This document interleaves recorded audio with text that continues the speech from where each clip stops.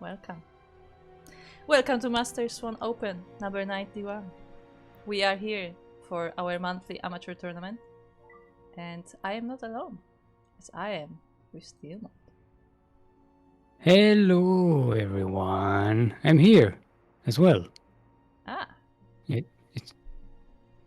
Oh, I now remembered what. Okay, I figured out what you wanted me to do to start the game. In my mind, I'm still like 2 years behind when we were just waiting for the thing. Okay, I haven't started the game yet.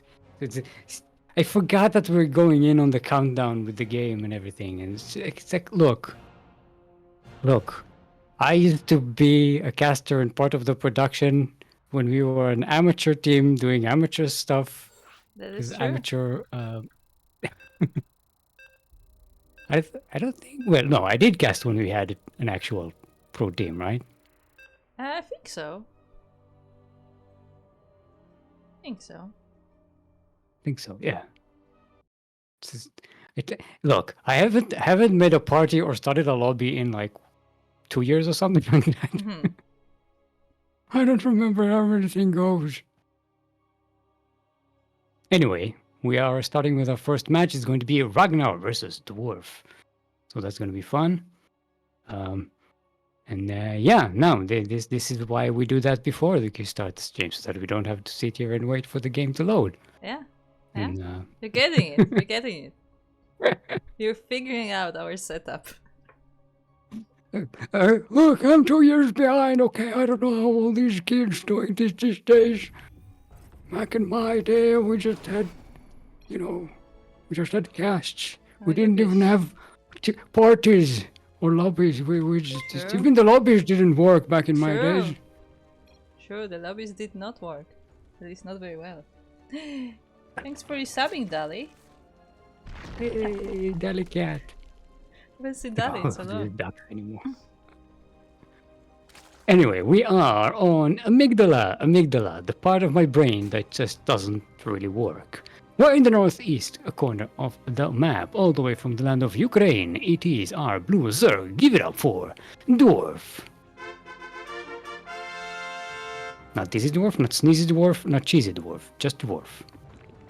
And across the map we have his opponent. It is the pink Zerg player from Australia representing the Angel Armada. It is Ragnar. Also, I have sad news for everyone. My mouse started dying and I can no longer scroll. Yeah. My previous mouse died in exactly the same way. Like the scroll jumping got so bad that it was unusable. Apparently, what do you do with a mouse that it's so dilapidated? Apparently, I was looking it up yesterday because I was like, there must be like a reason why this is happening. And apparently, you can get some kind of spray to like clean the, what is it called? Like clean the electronics inside, but not just the optic, thingy. Not the optic thing, but the scroll itself, because the scroll is the problem. So like okay. Yeah, so like the electronic elements themselves, because apparently like there's like even like on new mouse like there's dust in there. But it's not just compressed air, you need like an actual like chemical for it, so there you go. Maybe I will do it, we'll see. We'll see if I want to go through the trouble. The really annoying part about that stuff is that you have to like take off probably like the little legs at the bottom of the mouse to get to the screw to take it out. We'll see if I have to do that, because some people said that they did it without taking the mouse apart, so we'll see. Just shake it until it works. No, I mean like you have like this little like nozzle like pipe thingy, and you just can like get into the crevices, you know? Maybe that's good Back in my days, we had mice that have a ball in them with rubber, and you I took remember it out playing with that foil. And you used Q-tips to clean out the little wheelie thingies that had the thing. It was very annoying to do that every like few weeks. But hey, at least it worked.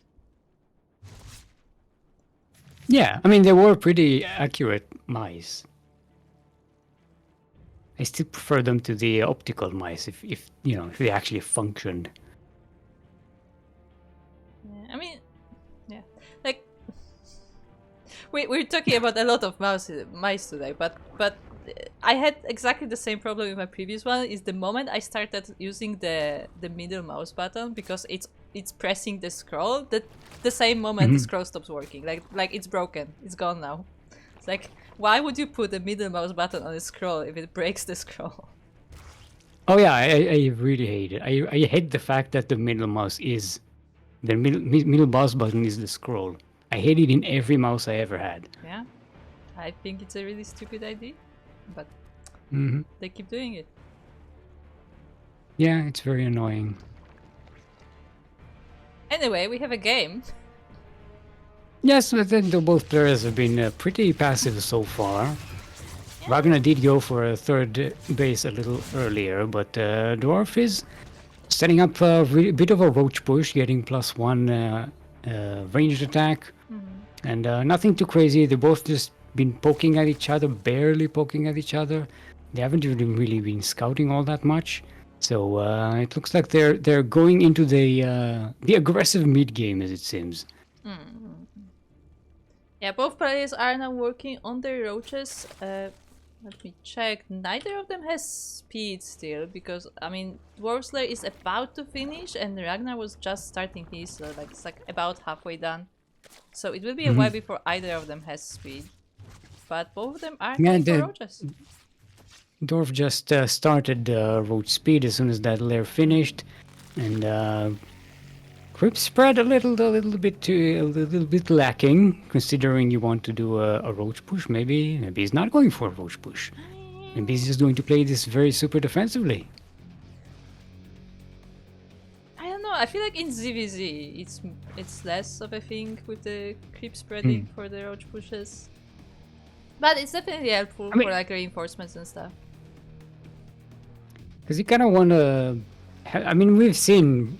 Well, I say Zergs. I mean, we've seen Mio Micah do the creep highway stuff. True, but I don't know how that applies to every other Zerg. Yeah, I was gonna say like judging the Zerg by Mio Micah is probably not the worst. Yeah, as I was saying that, I was like, yeah, this sentence is not going to make any sense to anybody unless I explain it. Yeah. The overseas is everything that's happening in the base, and we have Pneumatized Carapace completed for Ragnar. Let's see what he does with that. Well, the dwarf is waddling across the map. Now we have a speed waddle. The approaches are speed walking. Okay. And there are barely any roaches here for Ragnar. Actually, all of them were turned into Ravagers. There are a few more popping out, but this is a lot of roaches from Dwarf here. And he has the upgrade advantage.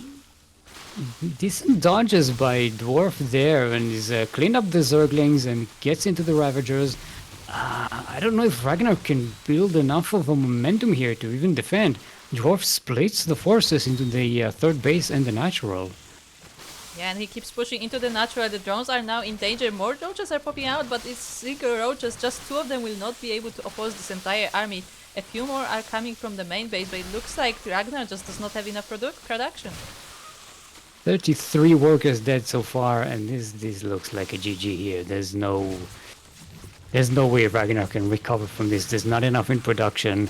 20 Zerglings being made by Ragnar right now, but it's just not going to be enough to clean up all of these roaches and the reinforcements that are marching across the map. Yeah, because as we have to remember that this is not the end of the push. There are still more roaches coming from across the map, and pretty much all mineral lines are dead. And with that, GG is called. Tur, or Dwarf, will be taking game number 1. Very nicely done. Yes, if anyone in the chat speaks Ukrainian, I want to know if Tur means anything or if it's just a name.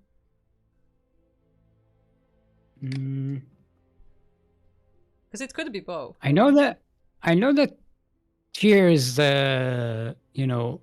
one of the names for Thor. That's in some areas of like that area.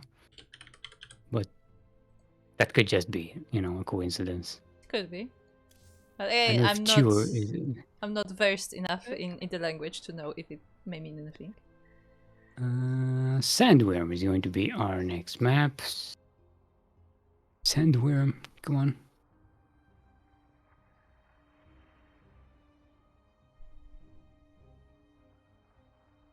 I see the search function in Battle.net is still as bad as always. Oh yeah. Maybe worse. Who knows? Okay, TLMC, right? Yes, that's the one. Yes, the MC20. We're going to west, right? Yes. Central. No, central. Central. There we go.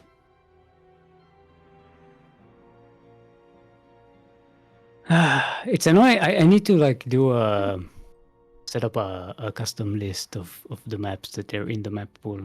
Mm-hmm. I just do bookmarks every time.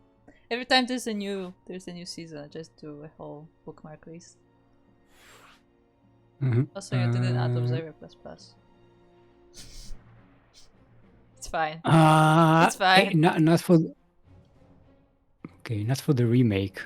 I did it for the first time, but when the remake came in, ugh. It's fine. We can count, right? To be fair, I don't even use it, so yeah. There we go. Yeah, I don't really use it. To be fair, the Don't you Observer look Plus. at the side of the screen where it says how many workers were killed? Yeah, well, that's the Hearthstone. What was the name of that Game mod? Hard. Game Hard. Yeah, but Observer Plus is with like, Game Hard. Game Hard is part of Observer Plus. Yeah, but I can count as well. You know, I look at the kill count and stuff like that. It's not that big of a deal. Okay. What's kind of annoying is it never shows you the first kill, so you kind of have to always like do some mental math to verify. So you're like, oh, no workers were killed in this attack, and then you go and it's like, oh, wait, actually one was killed, but Gamer didn't show you that. Gamer doesn't know. It's just one.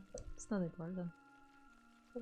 Anyway, speaking of things we don't know what this map is called. Sandworm. We're in the northeast corner of the map, all the way from the land of Ukraine. Currently up 1 in this best of 3 series. It is our Purple Zerg. Give it up for Dwarf, aka Chew. And across the map we have this time a red Zerg player from Australia representing the Angel Armada. It is Ragnar. Oh, it's been so long since I did the entire intro with buttons. I'm so glad I set it up way back when. What? Because I can no longer use the scroll to zoom in on the bases, so I have to like use a bunch of buttons. So I'm going like, yeah, so insert to turn the camera, then you have page up to zoom in. Then you have to press the third button to activate the intro. Yeah, I remember learning that back in the day when I started casting and I was still doing some observing, and I had to learn that, how to do the zoom in with the turn and everything. Yeah. Because if I scroll, it's like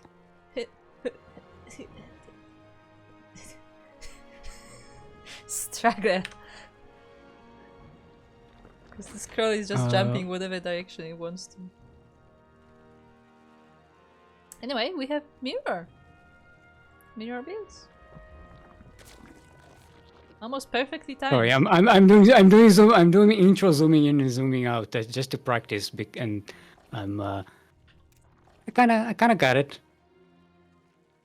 Huh? It's pretty nice. Huh? I do it the other direction, but it's pretty nice. I can do the other direction. I'm not, you know. No, I messed that up. And there we go. The base is not centered, and clicking out. And I can please everybody. I was more concentrating on doing the actual move than Wait, how do you use space? Right? Do the space thing? Space or backspace, No. depending on how you have it set up. By default, it's Yeah, it's backspace. Yeah, by default, it's Yeah. backspace. I change it to space because I don't use it for anything else. So. I remember in StarCraft 1, I would actually use space for like notifications, but that was also when I played with like 5 APM. If that.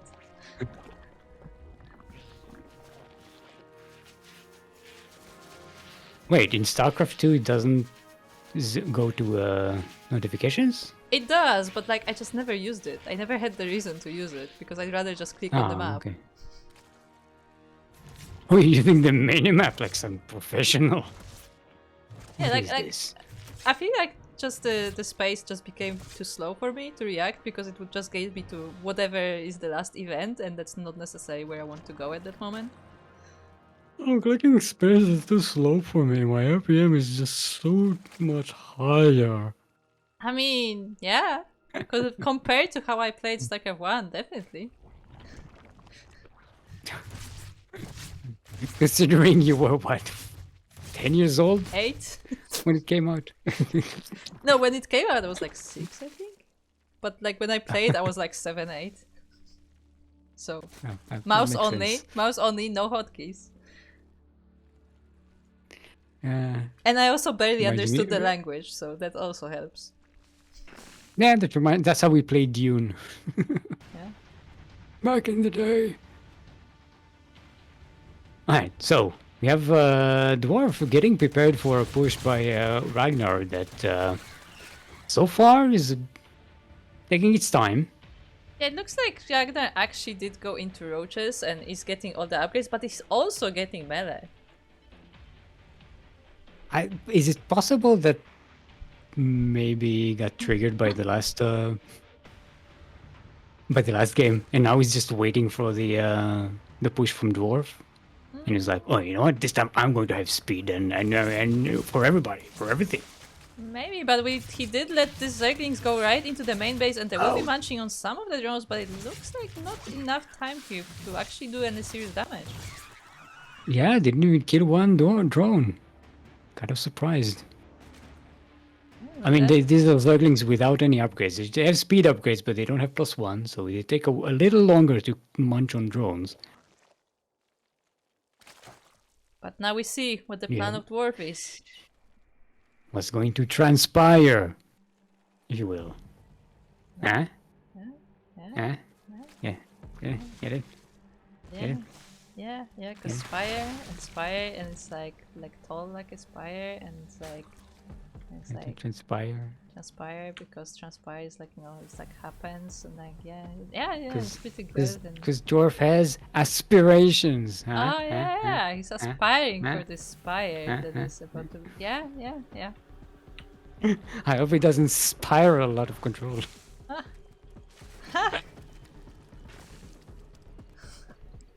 It's my best fake though.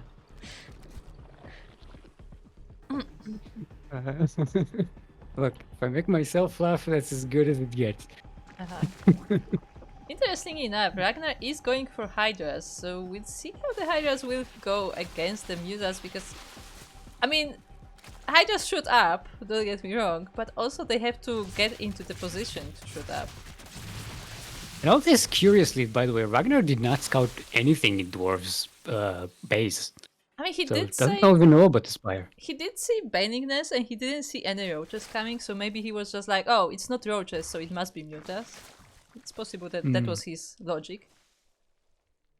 Could be.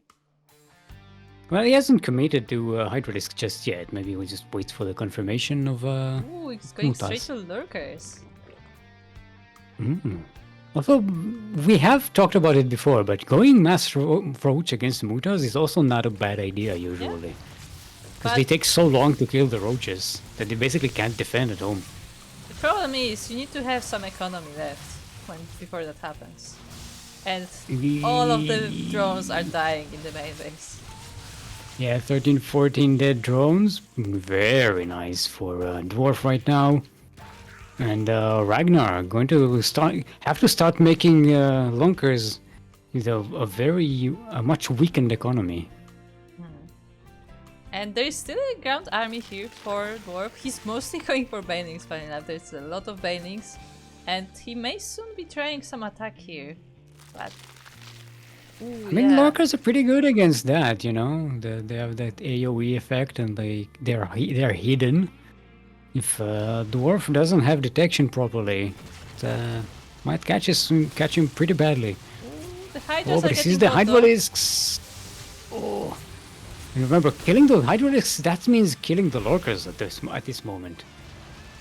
Yeah, the less the Hydra is there are, the less Lurkers will be in the future. And also this army is completely defenseless. The mutants are just chasing it around. And the rest of the army of Dwarf is on the way as well. Oh, more drones are being destroyed. 24 in total. Oh. Even the Zerglings are coming in. The Banelings are waddling behind them. They don't have speed just yet. GG is called, and Dwarf will be taking this series 2-0. Do you know what that means, group? We're going to have a DVD. Yes. And Dwarf is a Dwarf. This is exactly what we planned here. Not gonna lie, this is why we took this series, for the potential match that will actually be coming. And I believe we will be going to EU for that. Oh, okay. Euro party. Okay. I keep having to remember, how do we switch the things and they go to the things? Like, oh yeah.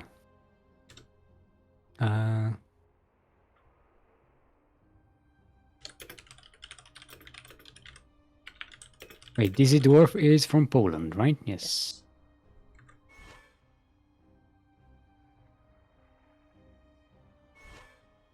Euro party.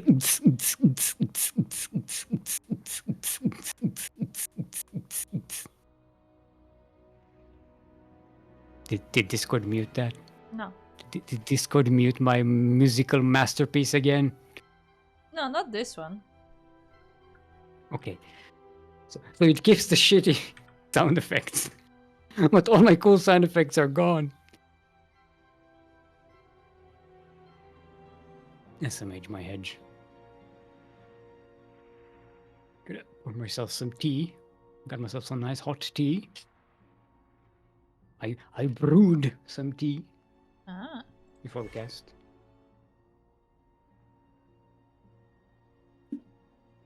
This is a Japanese black tea called Black Sun.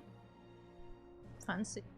It's really cool. It's like it's roasted. It's got this like nutty cocoa flavor type thing going on for it. It's very cool. It's like a mild coffee in terms of taste. Interesting. Do you see the other players? Because I see nobody in my chat. I mean, I saw. I do. I see on an A because Dizzy Dwarf was still here, so I'm gonna be jumping soon. Okay. I was like, I don't even see you. What's going on? Why am I all alone in here? I don't like it here.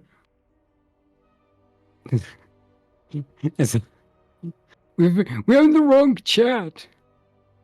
Yeah, For those who are not aware, we've been having problems with the EU server, where we have both a chat called Ducklings, which is where all the players are gathering for our tournaments, and there's also a group called Ducklings.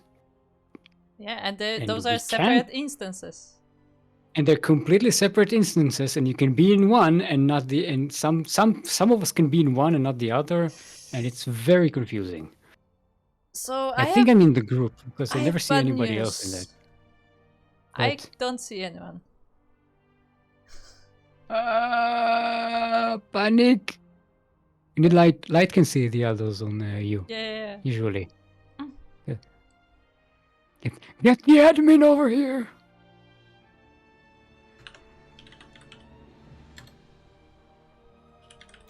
So it's time to shout out all the degens in chat. Hello. Hello, wonderful Digens. How are you doing today? How you been doing? Captain Fish, the favorite. He got the first quacker today.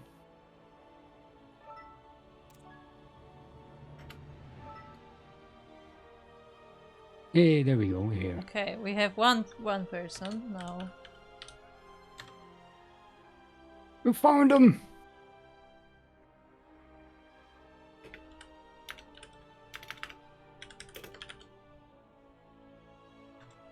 Would it be like better to just change all of our channels to CranKy? Or is that also a group name in EU? I'm not sure if it is, but that's a problem. The thing is that like if the group exists and a chat exists, then it will create instances. So I guess if there's no group, we could maybe try, but then we would have to change all the chats. It's just... Shout out to Kanoya. Thank you for that raid. Welcome, raiders. Also, shout out to we had another raid before. Where is it? Why is my chat not scrolling up? Yeah, we had Louise GG. Yes. GG. Thank you. A player you are trying to invite is not currently accepting invites from players who are not in their friend list.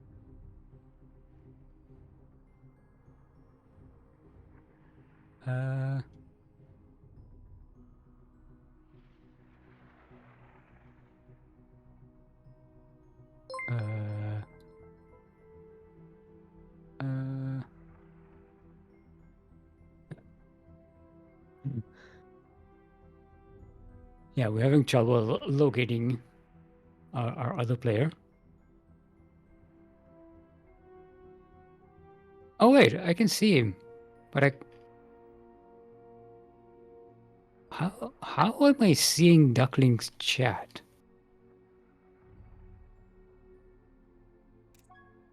What? Oh, it's CranKy Ducklings. Okay, it's the other Yes, channel. we made the second one. I got so confused. I get so confused. Oh, that's the one we made as a backup because the other one was bad. I forgot how much I'm annoyed by this thing. even after we were done ranting about it, I still didn't feel it quite as much. It's so confusing having like invisible chat rooms. Yeah. Okay. Yeah. Enough about that. We do have both our players here.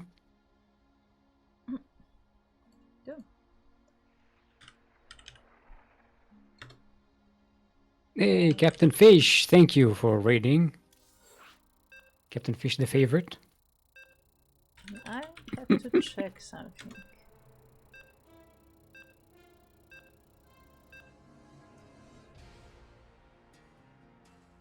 Okay. And first line is going to be our first map. That is the map on the bracket. What did you find, group? So,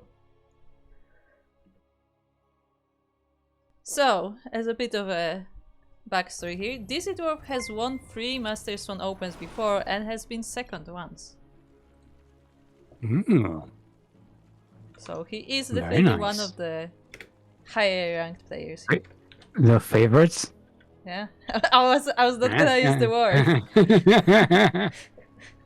I thought that's what you were going. Anyway, welcome everyone to Frostline LE. LE, in case you did not know, stands for... where did I put my list? I had a clipboard somewhere. Limited exposure. That's when you have limited exposure to your clipboard and you can't think of words that start with L and E. In southwest corner of the map, all the way from the land of Ukraine, it is our purple Zerg. Give it up for Dwarf.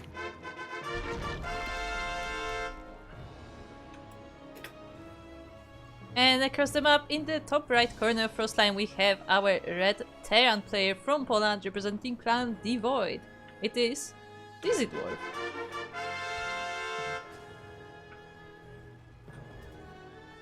Are you not able to zoom in?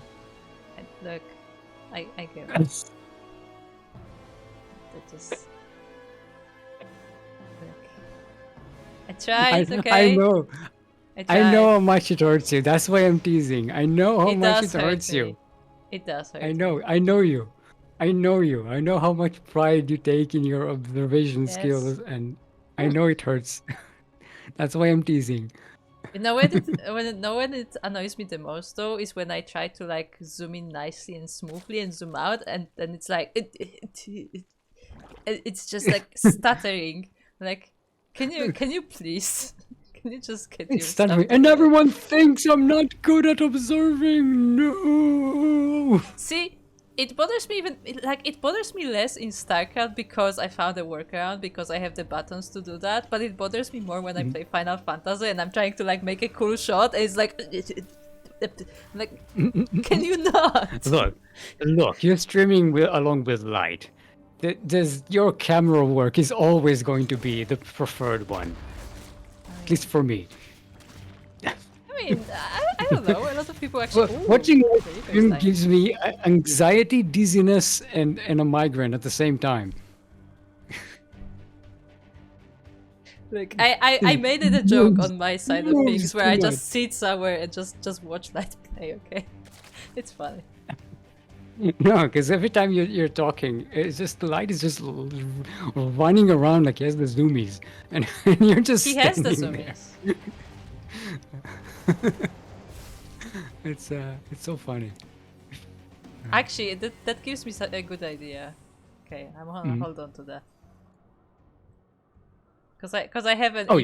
you're not going to share the idea. No, because I have an emote that can really work really well in that situation. Actually, I have to use it next time. Ooh. Now I'm curious. Speaking of curious, we got this SCV going into Scout to see what the basis locations situations are for Dwarf. The other dwarf. This dwarf, not this dwarf. Are we going to call him Vert? Or are we going to commit to the dwarf? No. I'm committing to the dwarf because I could like replace Ture's name with Ture, but no, we're committing to the dwarves. Okay. That was the entire point. Okay. Also, hold on.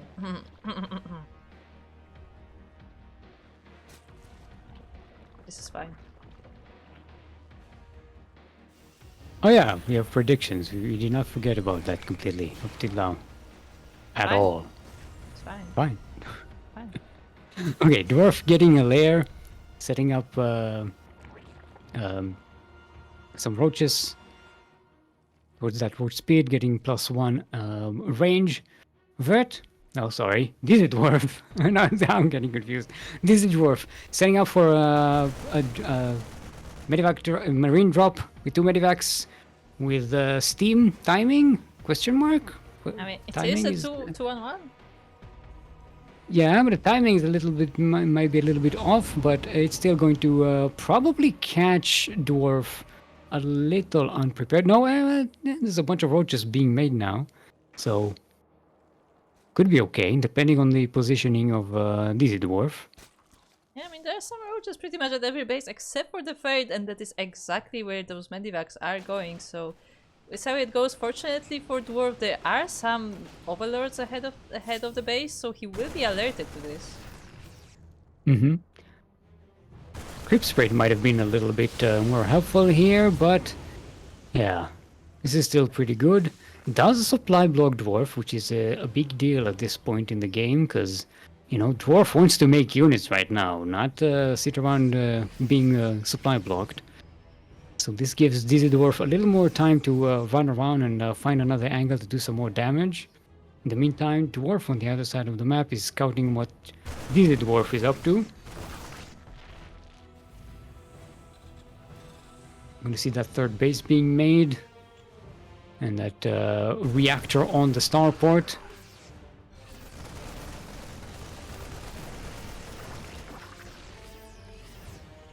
Yes. this is Dwarf so far cleaning out Overlords. Now, Dwarf without the creep spread, Dwarf is just completely blind on the map. The Overlords are dead. There's nothing you can see.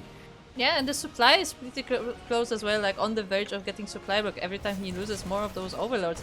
And now the Marines are in the main base, the whole mineral line is in danger.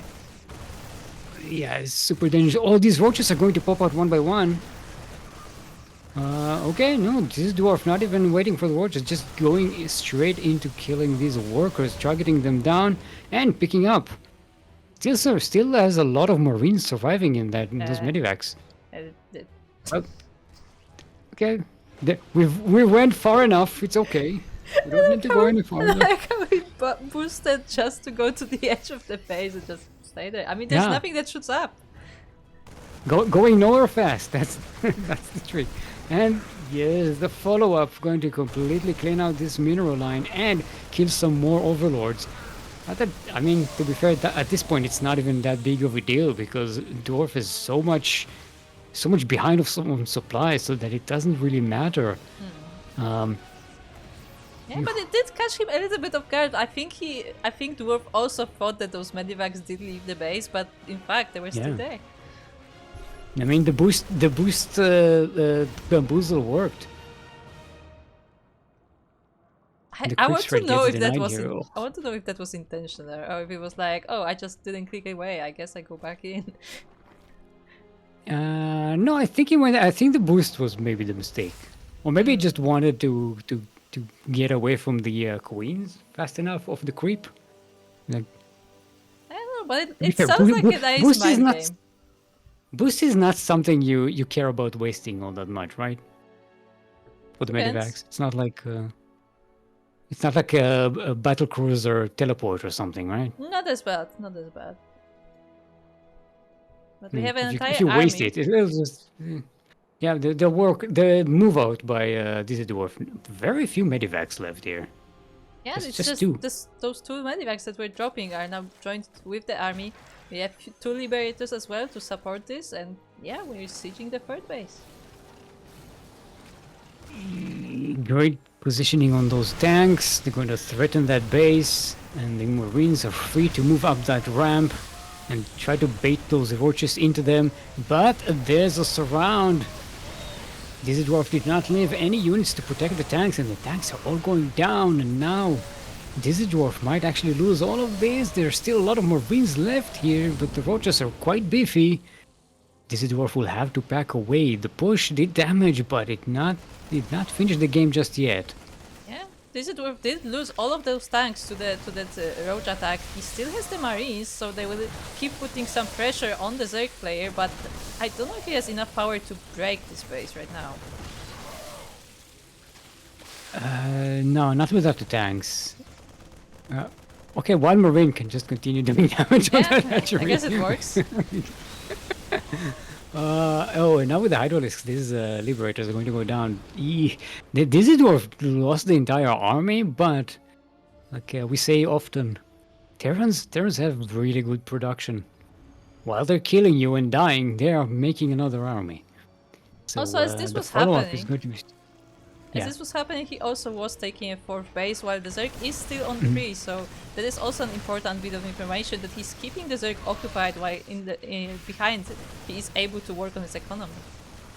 And finally this base goes down, GG's called, and Dizzy Dwarf will be taking game number 1 in this series. How the turns tabled. Now Dwarf is on the defense constantly. From the big push, from the big bad push.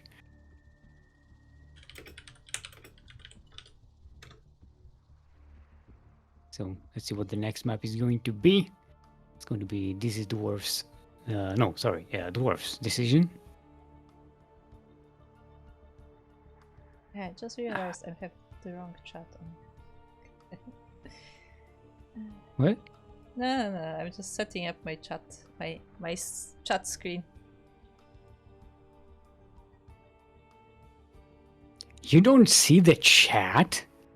Kuro. Shame on you. The chat? I just don't see all the chats.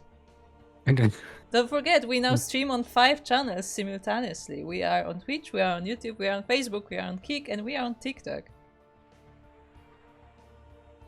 All at the same time. Because everything else wasn't confusing enough. Persephone is going to be our next map. The bringer of spring and death. I always find that kind of amusing. That like the goddess of spring is also the goddess of death. Like yeah, that's interesting. It goes against the.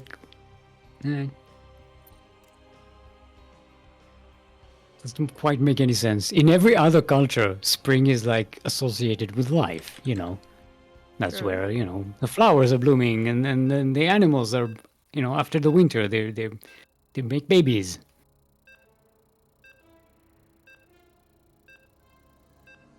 And that's why we eat eggs for Easter. Is it? I thought Apparently it was it because is. bunnies made lay eggs or something. Apparently the original tradition was because like it's like the symbol that like new life, and stuff. So that's why eggs. But why do we eat them? Which is weird. Look. Which is weird because chicken eggs, like they're made all year round, and they're not like specifically indicative of spring or something. Nowadays they are, but like back in the day, maybe it wasn't. Even back in the day. That's one of the beauty of raising chickens. They give eggs all the time. Anyway, we are on Persephone. Persephone, the bringer of spring and death and fertility for some reason. We're in the northwest corner of the map, all the way from the land of Ukraine. It is our purple Zerg. Give it up for Dwarf, aka Cure. And on the bottom left side of the map of Persephone, we have our red Terran player from Poland representing Devoid. It is Dizzy Dwarf.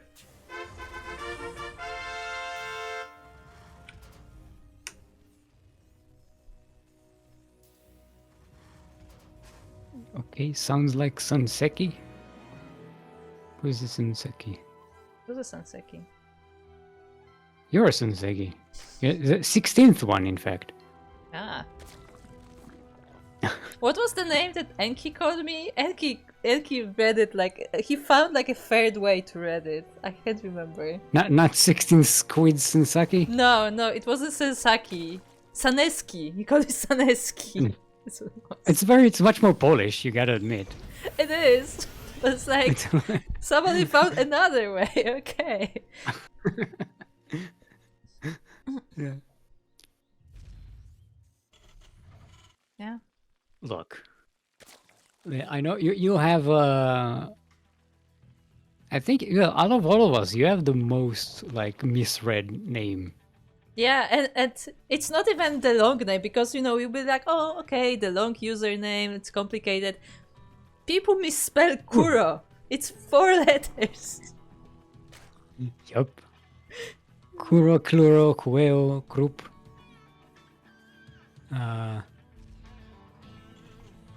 Yeah. There was another one I'm missing. Probably. Kruo. Also a good one. Kruo. Although, as much as like there are so many misspellings, the one version of my name that I don't like is Kuro. Some English speakers will read it as Kuro. Oh, Kiro.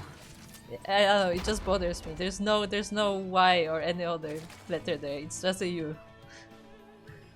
Yeah, because no, it's just the English pronunciation. Yeah, I know. That's why I'm saying that like some English speakers will do that, and that one actually bothered me. Just sounds wrong. Yeah, Kuro is the 16th Squad Sanseki. Yes. AKA Group Hero of the Westland and Savior of Esports. It is Group. AKA Kueo, Kluro, Kupo. Yeah, unfortunately that one as well. So known as the 16th Squid Sanseki. The 16 squads.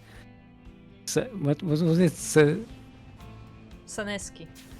Seneski? I still think that probably the best version of the name is the 16 Squid Sensaki. It's like because you have Yeah, eight I arms and love you I have to, love like, six, I love the 16 Squid Sensaki. Fantastic. I don't remember who did that, but I think it was one of the streamers we raided. probably. Also, Okay, speaking of raiding, we've got Dizzy Dwarf pushing with some Hellions into Dwarf's base. Queens are going to push that away, but that is just a distraction. Because as we saw earlier, we have another Watch Warren. What's the name of the thing? I know I can do. No, okay. It's a fusion core. I read it. I tried to remember it on my own, but Kuro was too fast for me. It's a fusion core. This is a pretty version. That is fancy lava lamps skin. going for it. yeah. I don't think I've ever looked at it before. Yeah, I've never seen this one before. Don't think. Well, Hellion do get in here. Yeah, I mean, there were no drones there yet, so just roasting some Zerglings, but I mean, that's still something. Well, a lot of times what happens is that the battlecruiser will act as a distraction while the actual worker kills are being perpetrated by the Hellions that are somewhere else in another base. Or sometimes, the opposite. You know what would be really good for these Hellions right now? Like, look how damaged they are. They are so... It would be so difficult for them to survive. If only there was a healing pad on this map. You are correct. There is a healing pad on this map, which would have been useful. However, I think this dwarf preferred to keep these here just to keep an eye on the Zerg. And maybe prevent creep spread or something. Yeah, to kind of Also- keep the Zerg in the base to make sure that it's not doing anything suspicious. So this is StarCraft. Units are expendable. Yeah. Okay. So this is the skin, the high-tech skin, right? The corporate skin. Is it the Terador company? Yeah, something like that. I am not good at StarCraft lore names. I'm sorry. Yeah, actually, I really like that. I like these battle cruisers. I think they're some of the prettier ones. They are in the same vibe as the Simulant Zerg. I think it's the same company that made them in the game. Maybe. Question mark. It makes sense. They have similar vibe, like the white plating kind of thing. And also the blue circles all over the place. As the Okay, drones are battle cruiser dying. comes in, kills some drones, does some damage. It didn't use the teleport, right? Yeah, it flew over here, so it still has that teleport ability. Ooh, gets a Hydraliscus then as well. Is then? That's I what am happens sure when my Hydra Den is amygdala there. doesn't work. Ooh, it may get the 10 actually. Oh, that's the Roach then. No, that's the Hydralisk then. Yes. The Roach is a Warren. The upgrade it's did not this finish one. though, so won't be Yeah. denying the upgrade, and it looks like the queens are just in time to save the building itself. So it got very Getting a jiggly. lot of value here, keeping the Zerg occupied, but Dwarf is marching out across the map, threatening the third base of Dizzy Dwarf, and Dizzy Dwarf does not know. And here comes the push. There are some Oh, Hellions the here, Hellions but are not going a to get lot. surrounded. The Banelings go for the Hellions. They leave I was about to say they leave the workers alone, but there's the Splish Splash. A lot of workers are going to go down. There isn't enough here for Dizzy Dwarf to defend, I think, but that's a lot of damage to be taken here, and more workers are being taken down right now. Yeah, and Ouch. it looks like the army was actually not enough to finish off these Hydras, so there will be even more damage done in this natural base as well. Everything had to be evacuated to the main. The Cycles are now coming back to clean this up, but that's more damage than I expected. The battle cruiser is just waddling across the map. It didn't even teleport. Oh, actually, it teleported, but it teleported to what? I think he just It teleported teleported to the away. northeast. Yeah. I think he didn't want to teleport into the Hydras, so he just teleported him away. Maybe he wanted to check out a ninja base or something, because he teleported into the northeast base, I think. Maybe. I gotta check. Need to check the replay, but it looks like from the path that he took, I think it teleported over there, or, or maybe Disidworth forgot which side of the map is on. Yeah. Ooh, some Widowmine hits on Oh, those with a one Zerglings. shot, they don't quite get the Banelings though, and they do get Splish Splash, but this is mech, so it's not going to do much damage. GG is called, and Dizzy Dwarf, despite taking all that damage, is going to survive this second wave, and Dwarf will tap out. Yeah, GG. Dizzy Dwarf is taking this series 2-0, so once again, the favorite player is going to move on. Look, I cannot say favorite player anymore. It's just, yeah. It's And just speaking of the favorite, Nuguri beats Captain Fish, the favorite, 2-0, and is waiting for Dizzy Dwarf in the semifinals. Oh.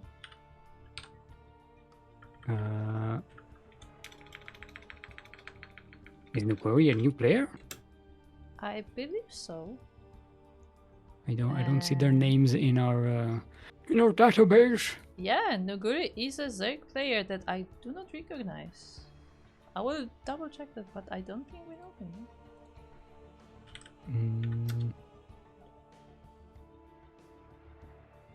him. So I'm guessing we'll go back to NA, right? I think we may actually be staying on EU, so let's find out. Right.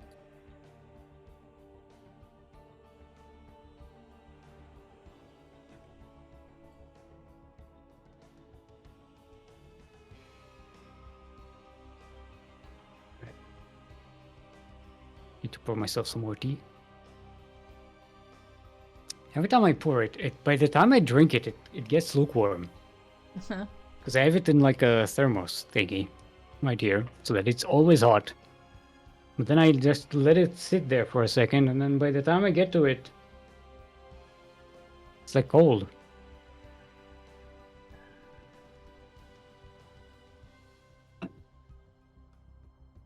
Should I go to NA and maybe... Yeah, maybe.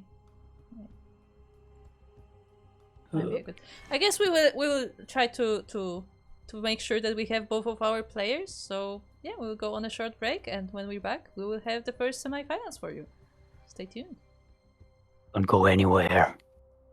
He will not forgive you. I would not forgive you. And welcome to Master Swan Open number 91. We are here in the first semi-finals of our monthly tournament. Also, my pronunciation is going somewhere and I don't know where. We are now on Last Fantasy, where we have the first of our players, a newcomer. We have a blue Zerg player. It is Nuguri.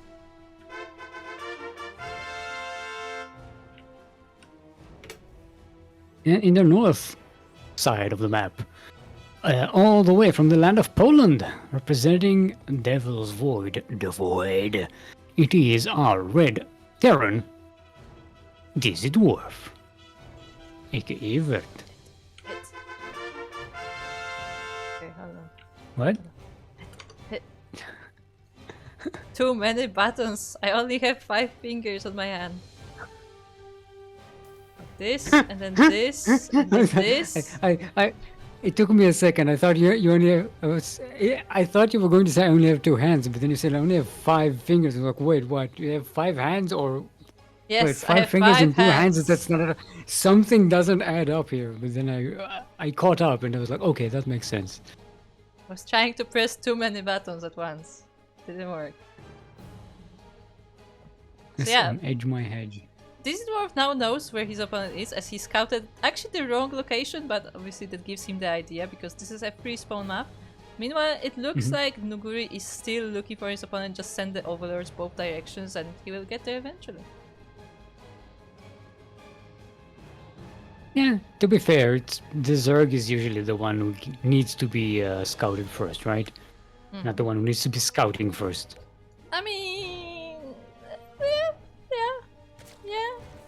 yeah. You have to be a really, really cheesy Terran to get the drop on the Zerg. Look, The win rate of Proxy 2x or Proxy 3x is incredible. I've never seen this strategy lose. To be fair, I haven't seen this strategy in a very long time. Yeah, that is true. It has not been happening nearly as much. But the meme is still funny. Yes. This reminds me of the ghost meme. Oh yeah, the ghost one is also a good one. You have to do spell casting, you have to do you have to click buttons. Goes for spell, goes for lurkers, goes for ultras. Goes for attacking, goes for harassing, you know? It's difficult.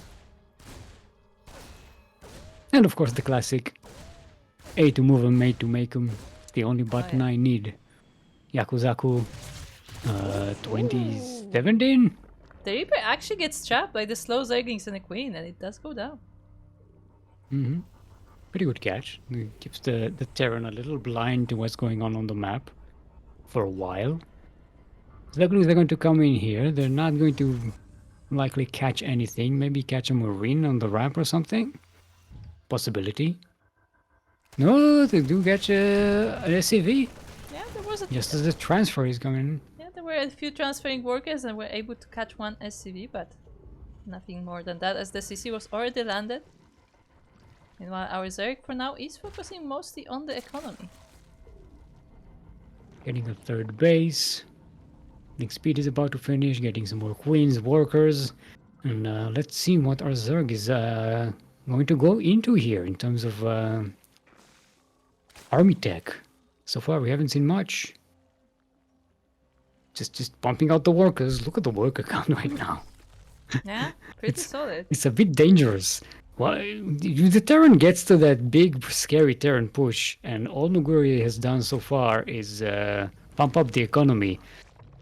You're just making stuff for the Terran to kill. I mean, I will say that Nuguri did beat Captain Fish to get here, so he was facing a Terran before. So maybe there's a plan. That is correct. A favorite Terran, in fact. So I assume there is a plan there. The more Captain Fish hates us saying it, the more funny it becomes. I don't know why. I mean, that's just how teasing works. The more you react to it, the more people will do it. Yes. Take that as a learning experience. Okay, so here comes the drop. And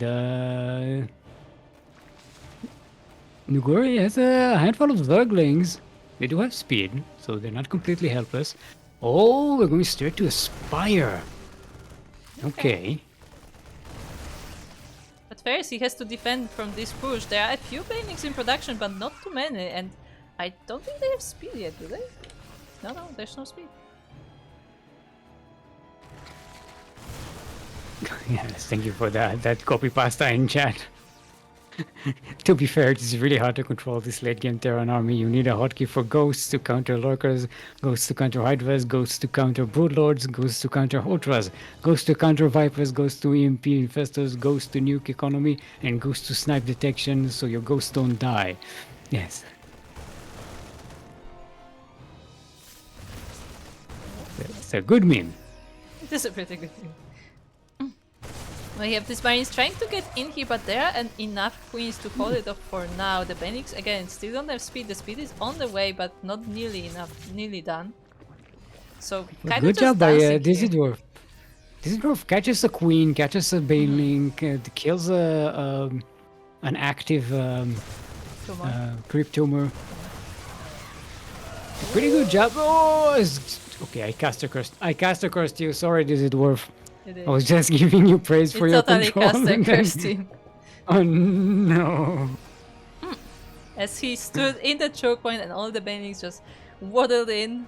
Again, no speed, they just waddled straight into the choke point and the marines. It's a mage my head. Okay, and here come the Mutas. So far it's only not even a problem of Mutalisks, it's only 8. Poor Overlord. Overlord, what's going on here? Back in my day, I used to feel these walls. I'm used to being there over there. Used to be fields. I'm not sure if Dizzy maybe saw the Mutas with the Medivacs as he was running away from this push. So we'll see if he will be prepared. He does not have any turrets. And the army is at the front. No turrets, but there are Marines. They're not in position though. Well, does evacuate the workers. With the Ultralisks, they do a little bit of AoE, so bunching up all of the workers may not be the bestest of ideas. But the Marines do come in to protect them, so getting 5 workers, not bad. Doesn't lose any of the... Oh, actually, does lose 2 Mutalisks. I didn't notice that. So 2 Mutalisks for 5 workers? I don't know. Mutalisks are pretty expensive. Yeah, back in my day, it used to be a wall here. I used to go to the supermarket on the other side. I like how every corner of the map has its own overlord trying to punch the wall. Ooh, the Widowmine gets sniped. Mm-hmm. The second one though. Widowmine catches another Mutalisk. Keeping those Mutalisks from becoming a problem. They're just 9. For those who don't know, 10 Mutalisks are a problem, 20 Mutalisks. But this base is unprotected. I forgot my Mutalisk. Oh no. James, my Mutalisk names. Oh, no. What was the problem? A catastrophe. That's right. Yes. Ooh, nice Over 10 connection. Mutalisks is a problem of Mutalisks. 20 is a catastrophe of Mutalisks. And over 30 is an apocalypse of Mutalisks. And speaking of apocalypse, all of these Marines are going down to the Banes. The splits were just not good enough, and this Terran army disappeared. There were also a lot of banelings there. The Mutas though are also getting caught by the Marines. To be fair, the Mutalisks already got the value. I mean, they killed the workers, they killed a bunch of stuff. Wait. And they're keeping the Terran busy. Did the orbital Oh go no. down? I think the orbital might have went down as the fight on the other side was happening. Because there was an orbital here and I don't think there's any Ooh. floated. Yeah, no, it's in a killed units tab. No, it was killed. So Zidrov might be going to base all in right now. I mean, Yeah, the workers yeah, are being pulled. the boys have been pulled and we're going across the map against all of this Link Bane. Oh, so the choke point with the ramp here. Oh no, actually, this is gonna come in from the side, gonna get surrounded, but the workers are at the back, so they can maybe soak up some of those baneling shots. The splits are not the best. The Ducklings get to the Marines, and there's a hot pickup. The And Banings don't that's even not get where to the this army. dwarf wants to be. But he might be able to drop into the main base. So far, Nuguri has 5 bases at the moment. These Marines are going to have to kill a lot for Dizzy Dwarf to stay in the game. Plus 2 weapon and armor are about to finish though. If Dizzy Dwarf buys a little bit more time, these Marines are going to be very scary, but still, this is what he has. He has some reinforcements across the map, but they are pretty far away. The Medivacs are going to get low on energy. And Nuguri now has 83 workers. That's an economy where you can just completely lose units constantly and remake them without a problem. Yeah, I feel like important part is also that Nuguri is playing entirely Link Bane. Like, he makes more mutas, but the mutas are mostly for harassment, so the main army is Link Bane, which is, you know, a decently cheap army that can be remade quite quickly. Also a very mobile army with this Yes. creep spread all over the place. And very good for catching those Terran maneuverings. You gotta be you gotta be beyond level to be able to make that good use of your medivac drops with Marines. So you're just chasing And, the medivacs, speaking of. Yeah, they're not going to be lasting for long. This dwarf is still on 31 SCVs, getting 33 upgrades, but there aren't any. How many Marines? 32 Marines are left. And that is with the reinforcements coming from the base right now. We have 2 Widow Mines in this army as well, so that will help with if we get some connections, but yeah, not looking amazing right now. And the Mutas are once again across the map. I think it's flooding the main base into the third base location. But yeah, the Mutalis is getting to the mineral line of the natural. And this just without any tanks or any good AoE, Widow Mines, they're not that good. It's just not going to work. Even if these Marines were 3-3 upgrades, it just isn't enough. You gotta have the numbers. GG's called.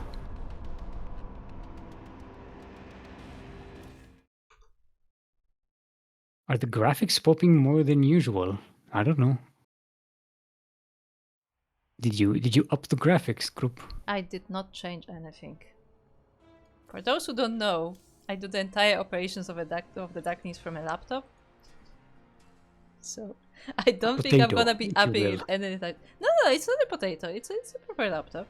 Excuse me. It's a cabbage. Do not insult my beautiful laptop. It was Leylines is going to be our next map. It was actually crowdfunded way back in 2017. It's the same one. I remember I used to be around in those days. Yeah, and I've been using it ever since. Again, the entire like command center of CranKy Ducklings is running off this laptop. Which is what, 8 years old now? Yeah? 8? Is it 8 now? More, it's 9 years old. Because you got it before we actually started the CranKy Ducklings team. Yeah, I got it like... I think I like the crowdfunding was like in May and I got it in like September, and then October was the first tournament we did. I thought it was when Crank was still even streaming, right? No, in English. No, that was late. No. It was after. Oh, it was after. It was right after. It was the same year as we started tournaments. Ah, okay. I can be expected to remember all the way back when. Anyway, speaking of things you need to remember, we are on ley lines, where the lines are being laid.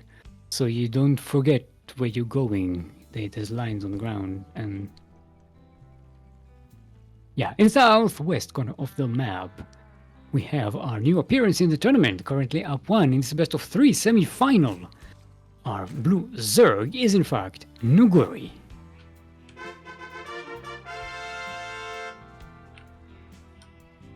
And across the map we have the red Terran player from Poland, representing Devoid. It is Dizzy Dwarf.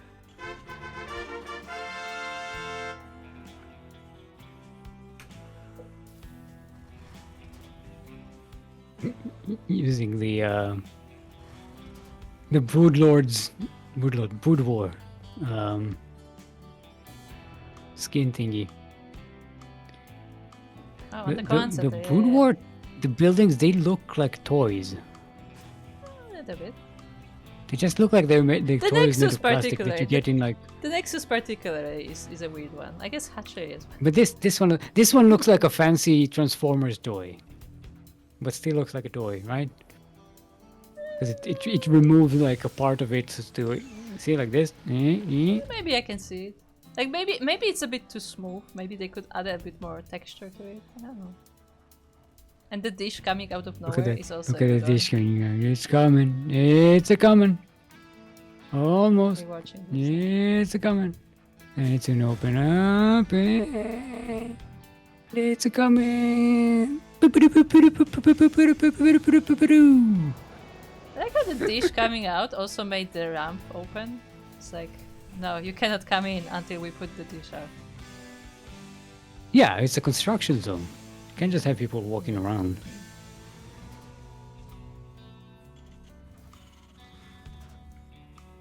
Speaking of construction zone. I do always appreciate like the animations that buildings had in StarCraft. It was like really cool, creative. And then suddenly command center.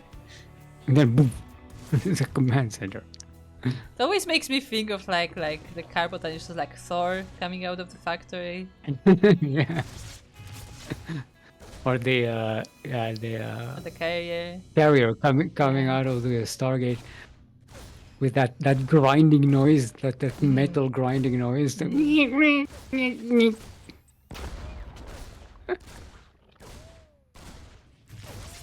Carbots. Yeah, I stopped watching his channel because I have no idea what the fuck any of the cartoons are about. It's I about games mean, I've never played, and I don't know any of the yeah. jokes. Yeah, that's I more don't like get any of I it. don't know the jokes anymore, so it's like yeah, like sometimes I'll watch it just out of curiosity, but like I don't understand the references, so it's like yeah. I think most recently he's doing a lot of like Monster Hunter. Yeah, I did a lot of Elden Ring, and then the Monster Hunter, and there was some other thing that I don't play, so I don't know. I don't remember. Oh, Reaper might get caught again. Ooh. Yeah, a bit too adventurous with that Reaper, and it does get caught, but not before seeing the entire base, so at least got a good eye on the Zerg in those first few minutes, but not anymore. So, Medivac drop or Battlecruiser? Battlecruiser, right? I guess we haven't had Medivac. Battlecruiser this one, but yeah, I don't think. No, I feel like yeah, we got the reactor.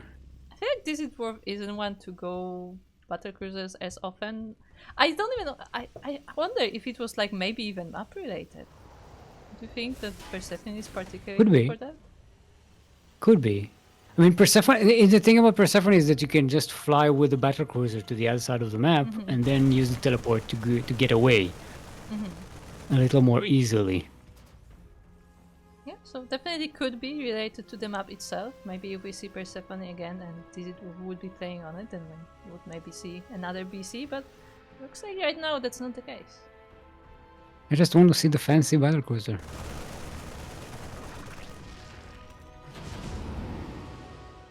I guess still you have to play yourself. Nah. Sounds awful. I don't wanna. Look at the line. Look at the line. That sounds very unchill.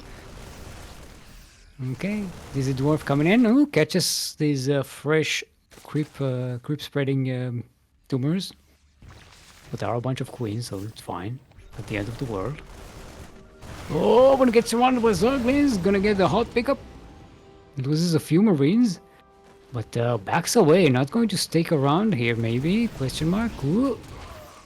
He keeps trying to unload them, but the Zerglings are right there.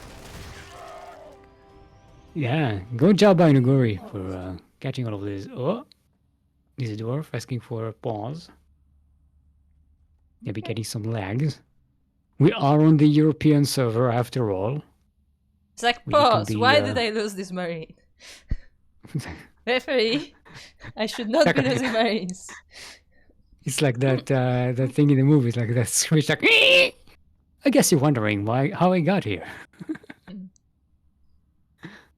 I mean, maybe something in the connection indeed is happening. It's possible. I mean, both players are playing on the EU server, so it's the best server that we can get, but things still happen. Yeah, the European server is where you can be like you can be in the same building as the server and still have lag. That's how European infrastructure works. I don't know if it's that bad, but also I don't have enough experience with it. Thank you. Someone is comparing my old man voice to a professional voice actor doing a bad voice. Yeah, that's a very interesting compliment, isn't it? Thank you very much.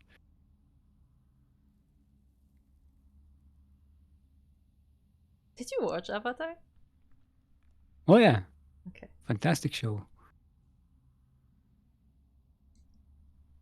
I haven't rewatched it in a while. I could do watched with it like a rewatch. year ago for the first time. My cabbages. Yes. Yeah, it's a very, very well written show. I love it a lot. I mean, I have some opinions about it, but it's a good show. It's a good show. I didn't say it was perfect. Yeah, it's not perfect. Game resumed. Okay. We're back. Just got rid of the delivery guy at the door. Mhm. As medivacs, they're like, okay, we can stay here. It's fine. Ducklings don't shoot up. Yeah, but like, it looked like this door was just trying for a place to unload to heal these marines, but every time the Zerglings are right there. Mm-hmm. And every time another marine dies. And then again, he's dropping it slightly farther away. Okay, Nuguri going up for quick 5 bases here. This is pretty greedy, but considering the defense so far has been very, very strong. Yeah, I mean, he's been So, dealing with this double not drop bad. pretty well. Yeah, it's just not quite finding a good angle here. In the meantime, Dizzy Dwarf is making tanks for a big old push. You have some extra medivacs being made, which is nice to see, finally. Not getting stuck on 2 medivacs the entire game. We have some slow banings joining in, and they even get a connection with the marines.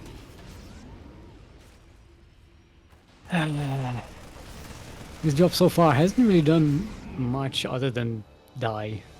I mean, it's keeping the Zerg's attention at least, so there's that. So the Zerg doesn't get distracted while getting 5 bases.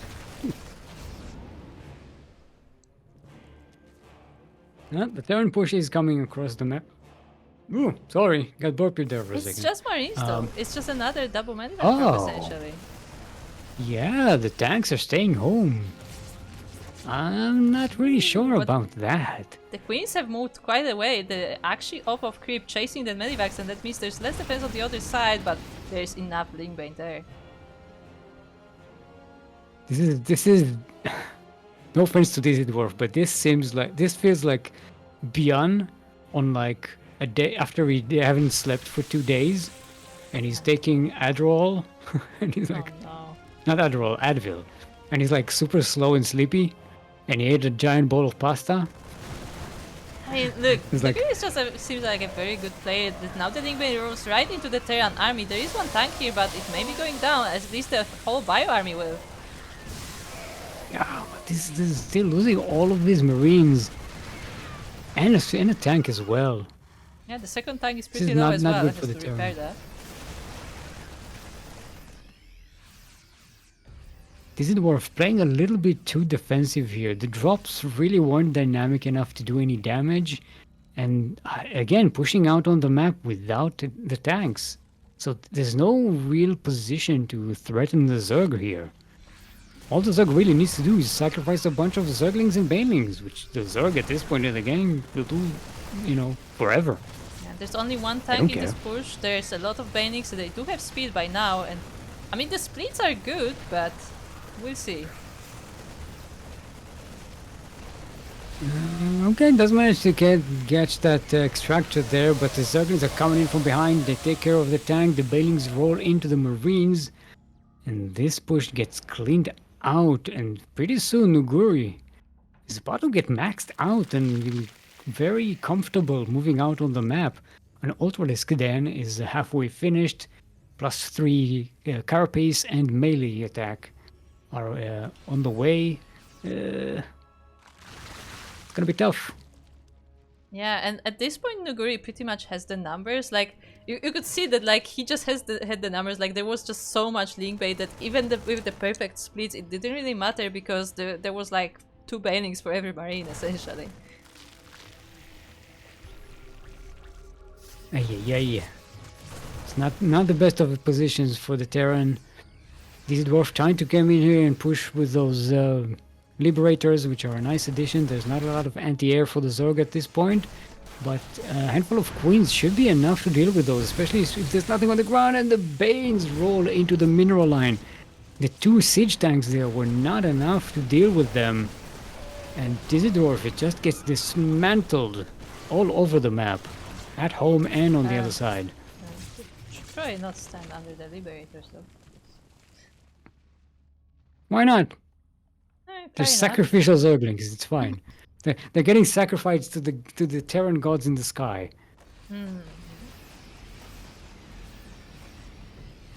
Tanks are staying home. They think it's COVID. They're on lockdown. Maybe they got Yaku cursed. Maybe. Okay, Nuguri rolling towards the 4th base location of Dizzy Dwarf. No, going back home to deal with this drop. A little bit undecisive, I would say. Doesn't have anything that shoots up, so kinda just stands there with the Liberators. No, Nuguri doesn't know that. We know that. Nuguri just completely missed out on an opportunity to kill a base. The Terran 4th base. And just completely denying any expansion. It was completely unprotected, but Noguri thought that it was more important to protect his base instead. And that one Liberator is really annoying because again, the only Queens are the only anti-air, there are no Mutas, no Hydra is... Spire is on the way, but those units are not out yet. Who needs to shoot up when you can just move across? That said, there is a bit of a lack of Zerglings here. The Banes roll in, good splits there by Dizzy Dwarf. And most of these will be going down. It's important to point out that this army has much more Marauders now in it, so they are not as squishy and they don't die as quickly to the Banings, and they properly tank on the front line. They also have concussive shells, so they slow them down as they come in, which is very, very important. That said, Ultralisks are coming out for Nuguri. They do have chitinous plating and 3/3 upgrades. The Liberators, they're not super powerful against them just yet. Oh, the mosquitoes! Some of them they get caught, but there's enough blinding clouds and parasitic bombs to deal with the Terran army. And this attack gonna get denied. Oh, the Liberator actually... I was about to say he survives, but he doesn't. Almost. The one Queen finished it off, but I think it paid with its life as well. Well, the Ultralisks are in. We start munching on SCVs here. This 4th base was never turned into a planetary, so it can actually float back up. Yeah, takes the SCVs with it, and will be floating for the time being. And well, I mean, 2 SCVs with it. Yeah. Only 2.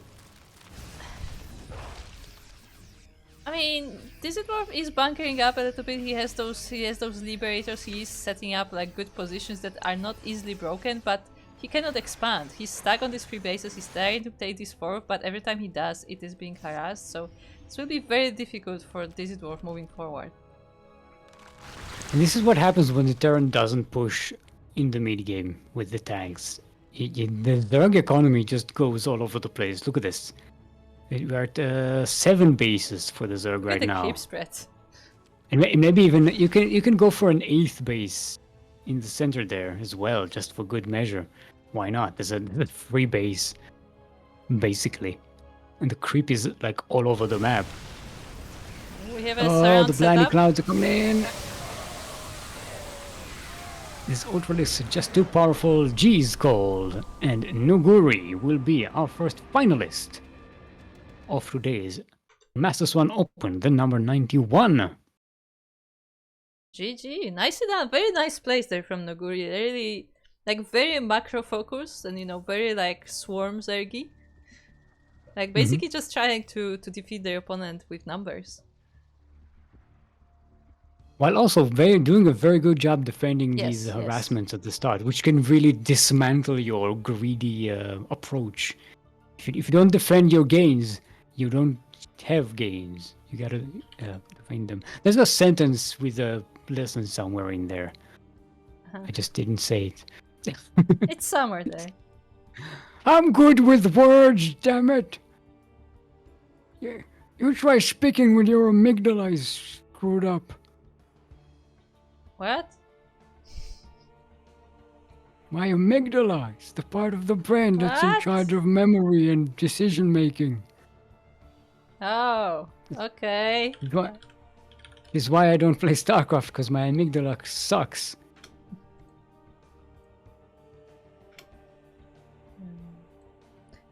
With that, are we going will to be back to getting NA? ready. We will be getting ready for our second semifinal, which will also be on EU. Ooh, okay. And it will. Oh, actually, no. Never mind. It will actually be on NA. Never mind. I just checked. Because we have a new player that we haven't had before, I believe. Or maybe we had him under a different name. Let me check. Beast? No, Beast has played before. And... Ah, there you go. So, Serenity has now changed their name to Providence. And it's a Filipino player. Hmm. That's Serenity? Yes. Okay.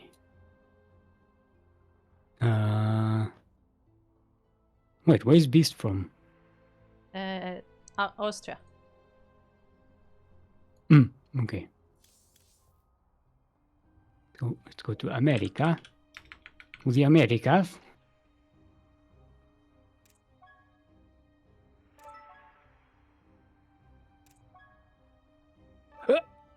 Party! NA party!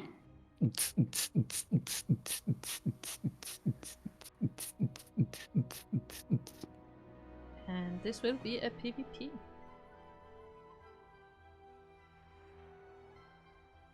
Herbily Bob Joe.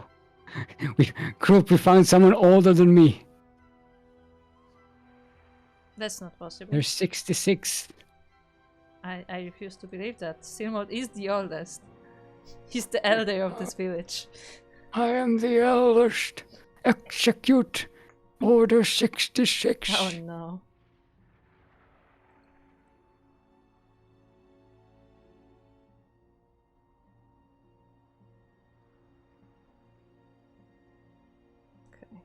Actually, they have a 39-year-old son and a 5-year-old grandson. Yeah, I'm only 43, so you're old enough to be my parent. Oh my. That's crazy, actually. What? There are people older than me? Yes. I mean, to be fair, it is rare for the StarCraft scene to have someone of that age. I don't know. I mean, to be fair, like... The thing is, like, you know, I was originally taught StarCraft by my father as well, so like, you know, like, that the previous generations played StarCraft as well, just maybe StarCraft 1 usually, like less so StarCraft 2. But also they weren't as involved in like an online scene. For the most Usually, part, yeah. Even if they play the game, mostly what we see in the online StarCraft 2 scene is way younger people than me. Where I'm considered ancient. Okay. I mean, you say that, but soon enough I will be ancient as well, considering all the youngins that we have. Kuro, I've known you long enough to know you've been ancient for a while. True. You were born an old lady. Excuse me. I'm not that old. Excuse me? It's not about how old you are on the outside, on the inside. Yeah. Well, what about that? About that. It's okay. I'm not blaming. I'm not shaming. I've been 60 years old since I was 12. By the way, so. I still remember that story you said about the bus. That was the funniest one. Wait, which one? Oh, you said that now you think you are truly old because younger people like give you space in the bus, give you seat. Oh yeah.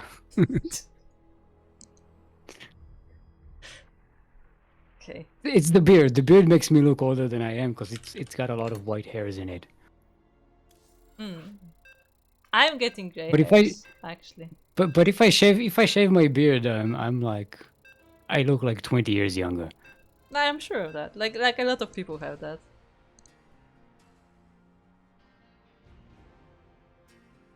Still has ascended beyond time and age. Beyond time and age, I am infinite like Jim. Get it? Beyond time?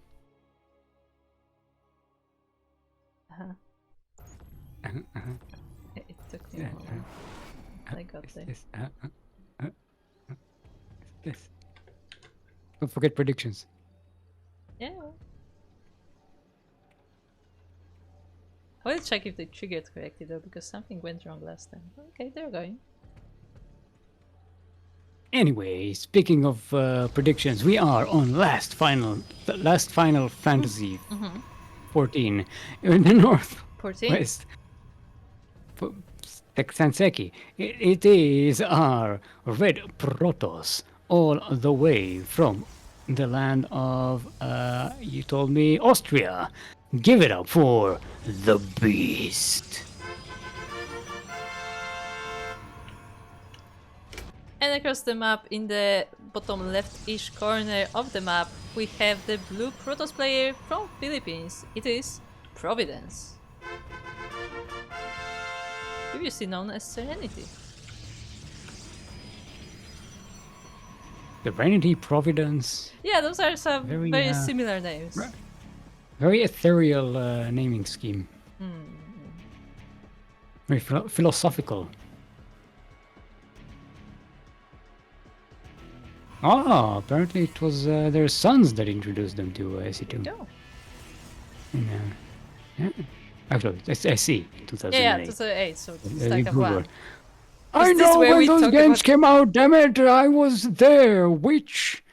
when the laws were written. I would say, by the way, we have some very interesting walls here, or lack thereof. Oh. Look at this. We have a 2-gate proxy. I mean, Beast is sort of aware of this, seeing that the wall is a little bit wonky, so knows that something wrong is going on. Just leaving this probe here to make sure that he doesn't miss a nexus potentially going up, but there is none.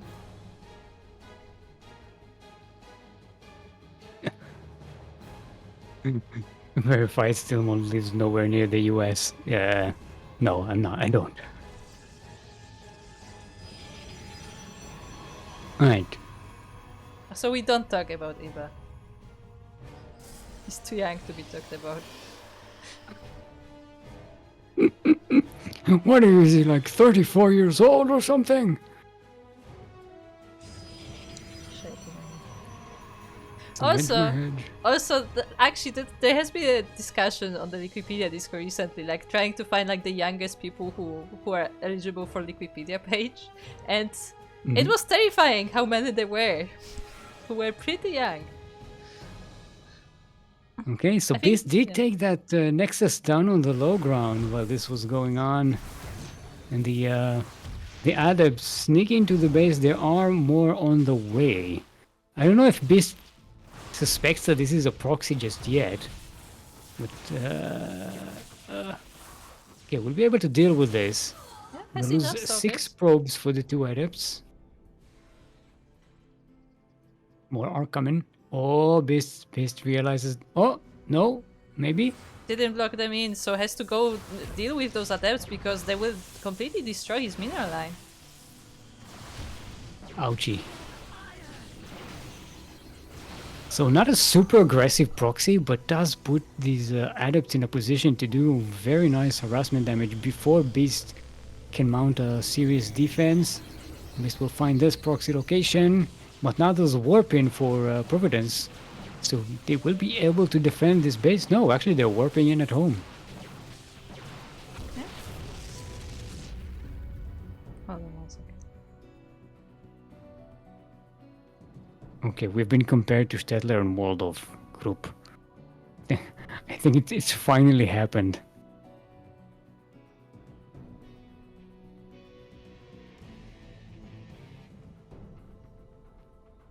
I think you killed Goro, Aistan. I think she did. Okay, I'm Or back. maybe I'm dead. Or maybe I'm a ghost. I don't know what's going on. I am back. I am the voices in your head are back. We've been compared to Stettler and Waldorf group. I'm not that old. Come on. Damn it. Soon enough they would call me Esports grandma. It's all your fault. You need to do the laugh, because. Okay, there is an immortal here for Providence to defend, so Beast not likely to find a massive amount of damage here. The Robo for Beast is coming up as well.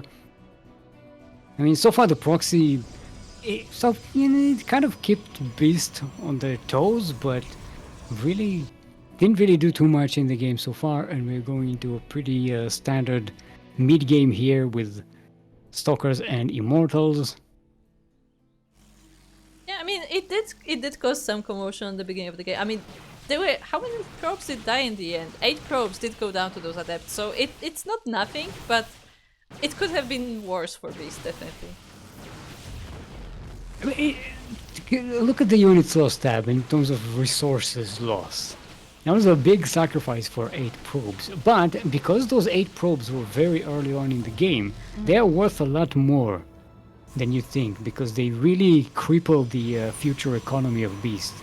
Yeah, like it basically like those probes on the very beginning of the game are crucial for the build order essentially, because with less probes everything in the build order will be delayed as well. Like later on it's not as you know as noticeable, but early on every probe matters.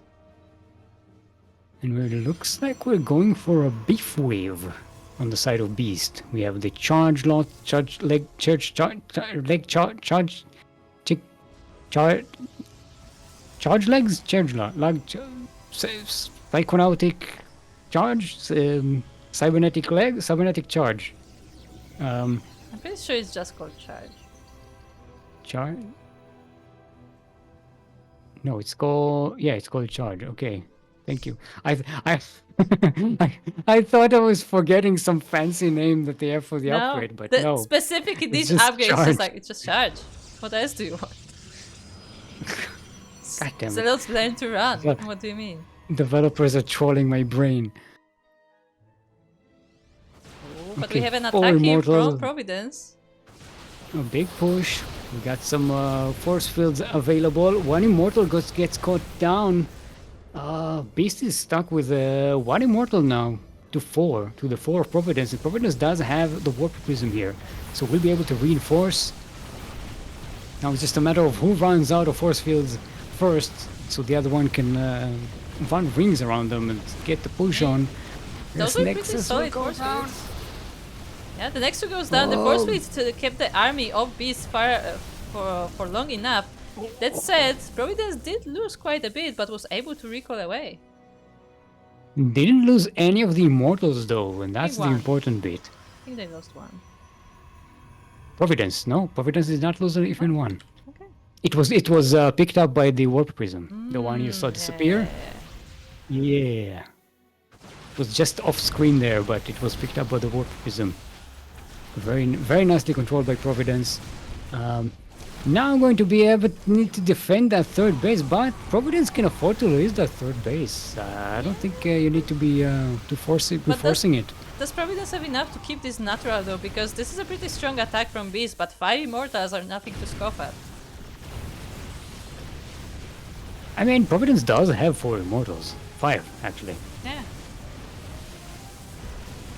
They're kind of stuck on the ramp, but they don't have any backup. Not a lot. The boys are being pulled.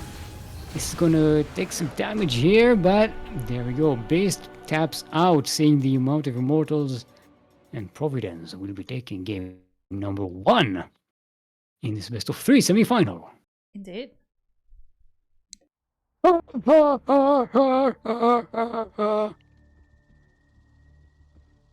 my Stettler and Waldorf laugh.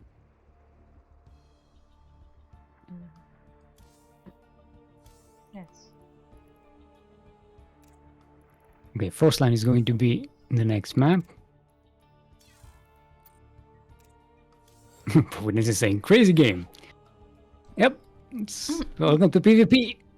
Sentry won the game. I mean, Sentry won kinda, the game. yeah. The force fields were crazy.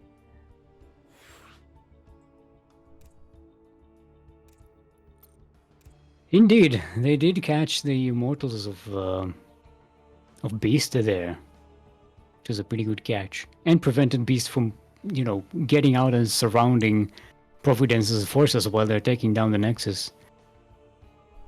Uh-oh. Zealot Air limited edition sneakers. Zealot Air. Oh no. Yeah, what are the Zealot legs in StarCraft 1? I know that one has a name.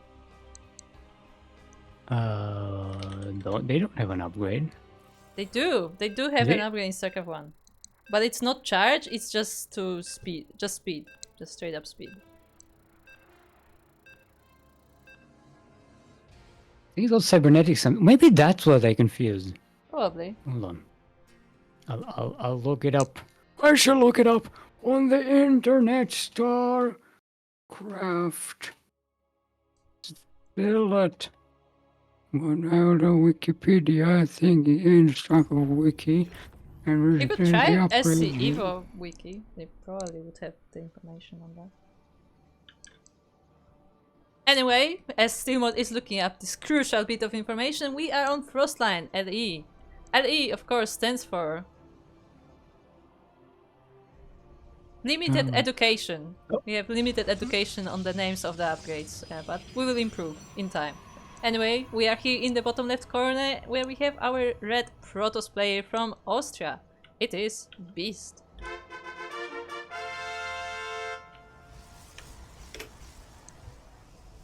And in the northeast corner of the map, all the way from the land of Philippines, representing the Path of Destruction, otherwise known as Serenity, it is our blue Protoss, Providence. I found the information. It is called Leg Enhancements. And it gives you +2 speed. From 4 speed to 6 speed. Okay, now I know why they call it Zealot Legs. It's literally called legs. Okay. Leg enhancements. I expected something better. The leg is singular. The enhancement is plural. Leg enhancements. Yeah, just one leg gets enhanced, and they just skip on one leg. No, this one leg gets multiple enhancements. The other one gets nothing. It's like one leg actually gets like a rollerblade underneath, so they just one leg is like a giant beefy leg, all muscular and with like cybernetic augments, and the other one is like tiny leg and ding. That's like the immortal legs, that they're not like equal. One of them is like beefy. No, not immortal. The dragoon legs. They have like I think Dragoon's 4 legs, and 2 of them are big even. and 2 of them are tiny. I think in cinematic they had something like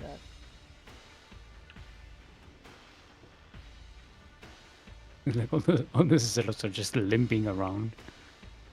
No, I like my idea better, where the Zealots just get like rollerblades on one leg and they just like go on one leg. It's like rollerblades, right? But it's like a hoverboard, It hovers, but it's just on one leg. Then you just go wee. That's how they played the Zealot hockey game. Yeah, right? That explains a lot actually. Remember Zealot hockey?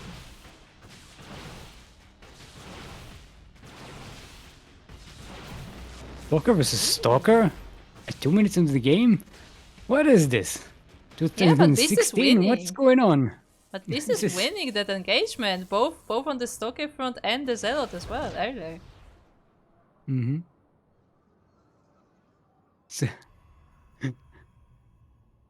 This really reminds me of 2018 when we started casting, and that was like every PvP started like that with four stalkers, 2 for each, just in the middle of the map, just like trying to see who gets that little bit of 1 extra pixel of damage on the other. Who shoots first? I don't miss those days. There used to be a time when PvP was boring.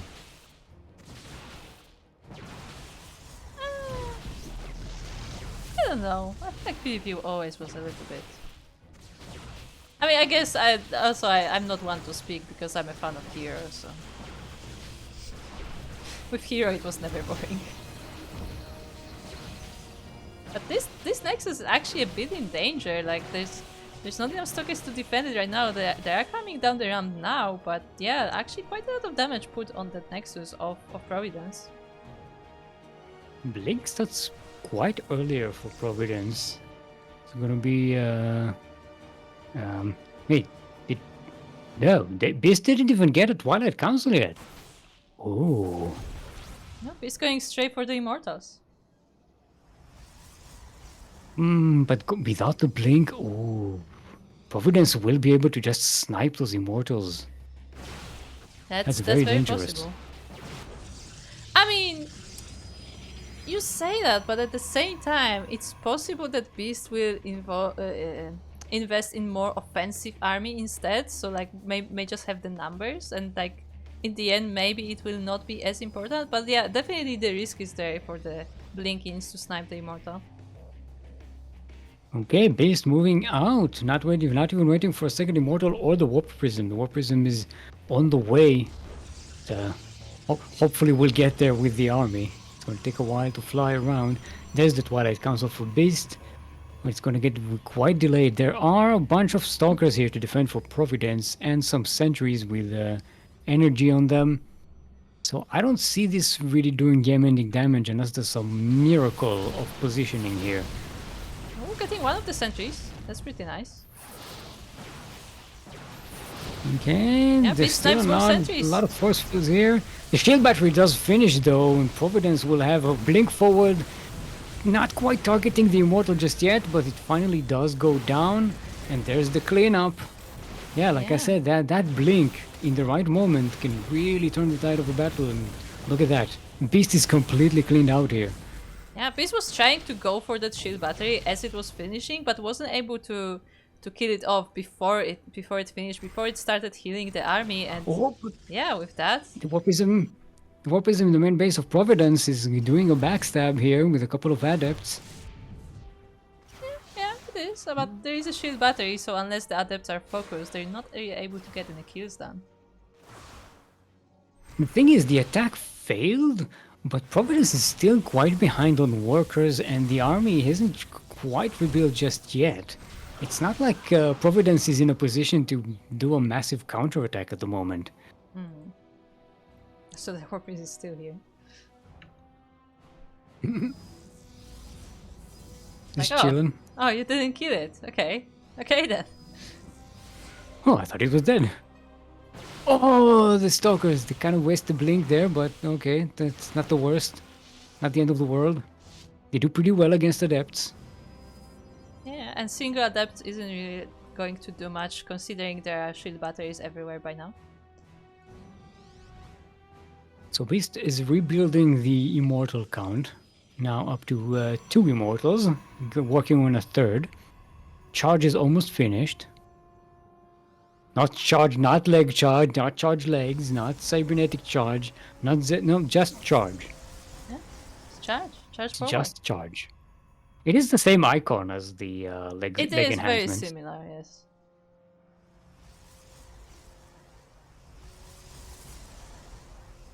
I mean, it's also a leg. It's just one leg. Yeah, it's one leg. Oh my god, I just imagine that like when the Zealots charge, they actually just like jump from that one leg, you know, like a basketball player, and that's how they charge. Yeah.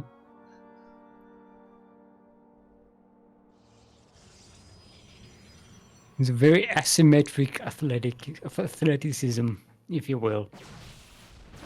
But this army did get caught out? Providence is getting caught out of position, not in a good position to defend here.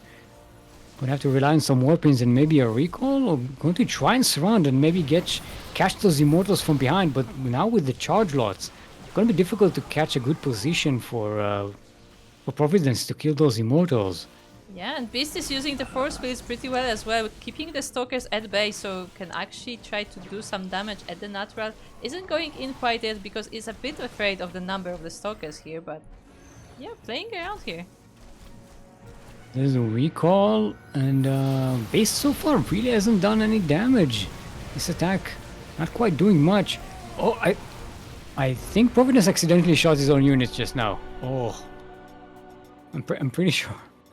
But yeah, there's the GG. And Beast will even up the score. We have ourselves a sideways 1-1 in the semi-final of today's Master Swan Open, the number 91. PvP!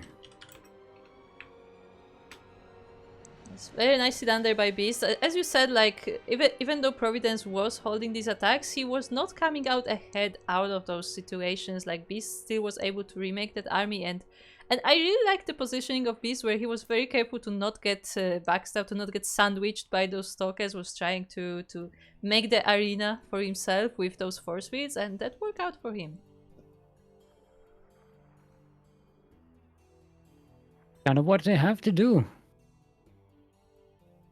And you saw in the first fight how well the Blink worked when you don't have those backup units and to defend your immortals.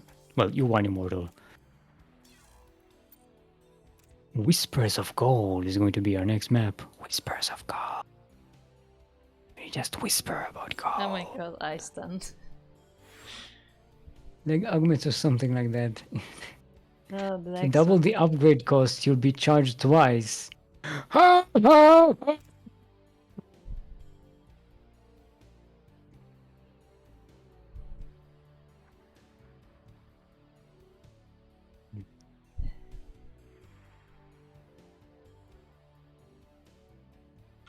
Stop doing Kuro face. That face, as if you're not a terrible punster yourself. But that one was on another level. That was something else. Yeah.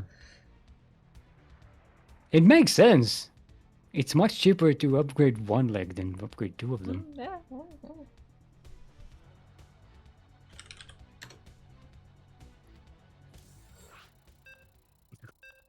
I'm thinking like the Templar is talking to the adjudicator or whoever, like the person in charge, executor. Mm-hmm. And it's like, okay, so we're going to upgrade both legs, and it's going to cost you this much. It's like, can we do one leg? How would we do one leg? Is that going to be cheaper? See, there's a conversation between like the zealots and the guy in the Nexus, the guy with like his suitcases. No, he's not the executor. Executor is the player. He has his own name, I guess. Templar. No, Templar is also another thing. I don't know. Okay, someone pick Sub-Siren. We need to know who the guy in the Nexus is. I think there's like adjudicator or something, right? Or no, that's one of the names of. Aldaris was adjudicator. Yeah. Like that was part of the council, I think.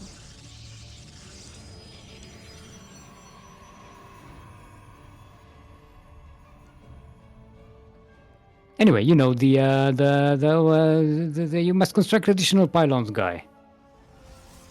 No, that's Aldaris. Aldaris was adjudicator, but in StarCraft 2, you have like just unnamed Protoss guy.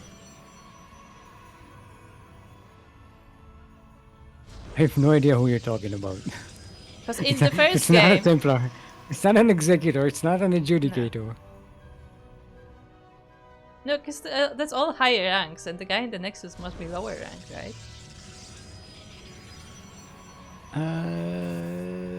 Yeah, but that's like the person who says let's construct additional pylons, like the Terran lady, the robot lady. What's it called? I forgot what it's called. Adjutant? Adjutant, yes. Yeah. Anyway, we are on Whispers of Gold. We are whispering about gold. In the northwest corner of the map.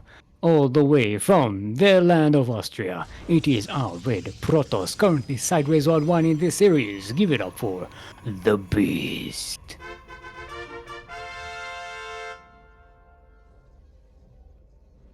And on the right side of the map we have our blue Protoss player from Philippines. It is Providence. What does Providence mean? I'll be honest, I don't know. Chat. I know. I remember having looked it up a number of times in my life because it comes up. There are a lot of places named that or something like that. But I think there's even a movie called that. But I just don't. I keep forgetting what it means. I know there's a proxy going on that's being scouted by Beast, by the way. But I'm just distracted by the houses on the edge. What is going on there? They really are on the edge. There are outhouses. There's like a porta potties there. Yeah, there's like, what is going on there? The pink porta potties.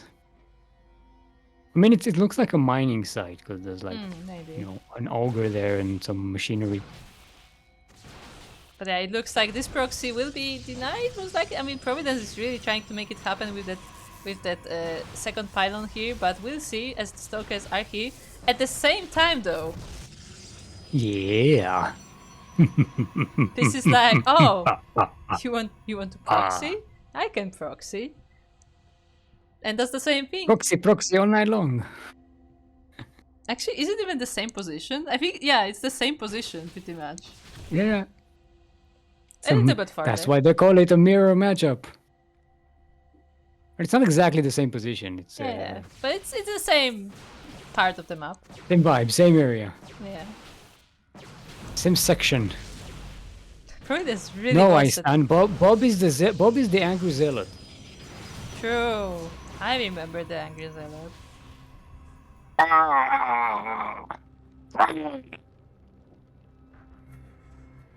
Did you actually see those comics of Bob the Zealot?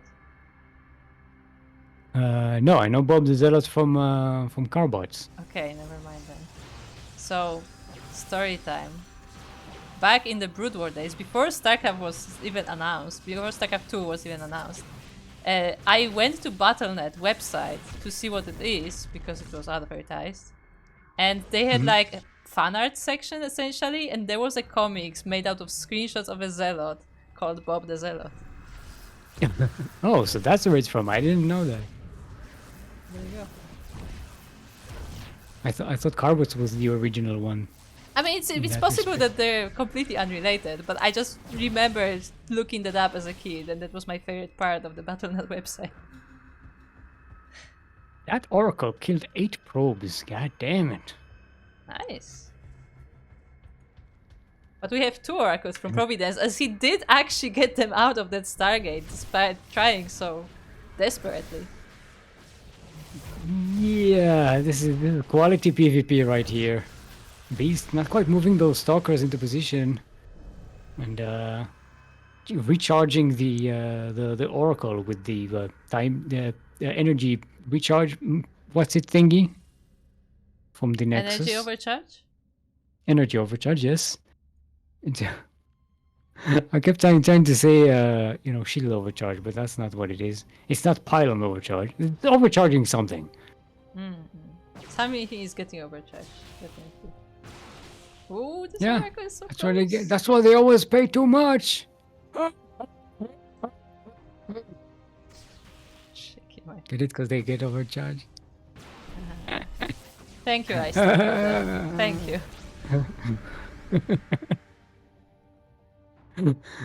Oh boy.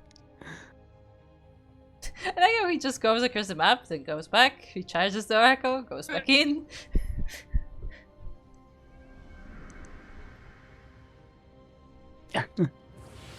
Amateur evidence. Yeah, it's a very different. It's the opposite of Providence. Okay, I got it. Get it? It took me a moment, but I got it.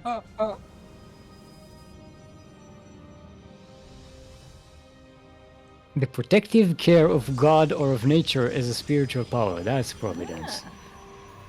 Okay. like maybe from like providence from providing, you know, life and safety and stuff. Maybe. I don't know. But yeah, I've heard the word before, but just like, you know.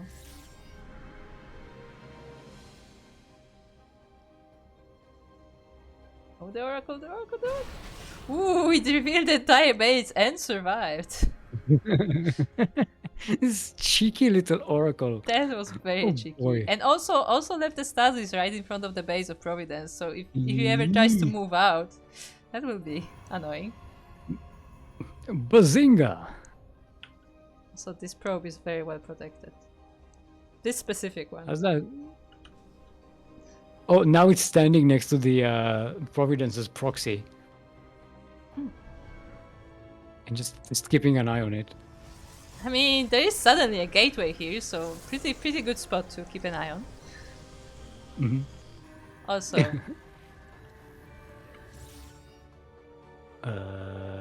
what? that was the stasis. Oh, I thought.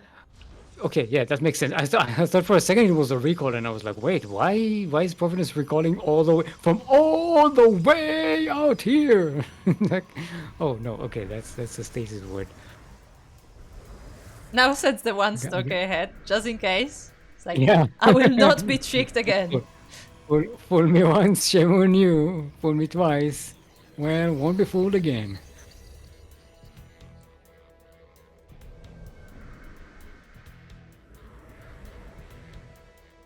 Oracle spots this. Okay. Maybe.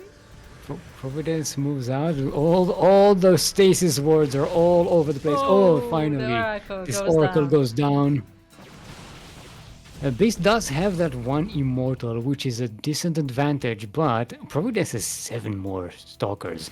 And okay, Well, take that not advantage anymore. and remove it right now.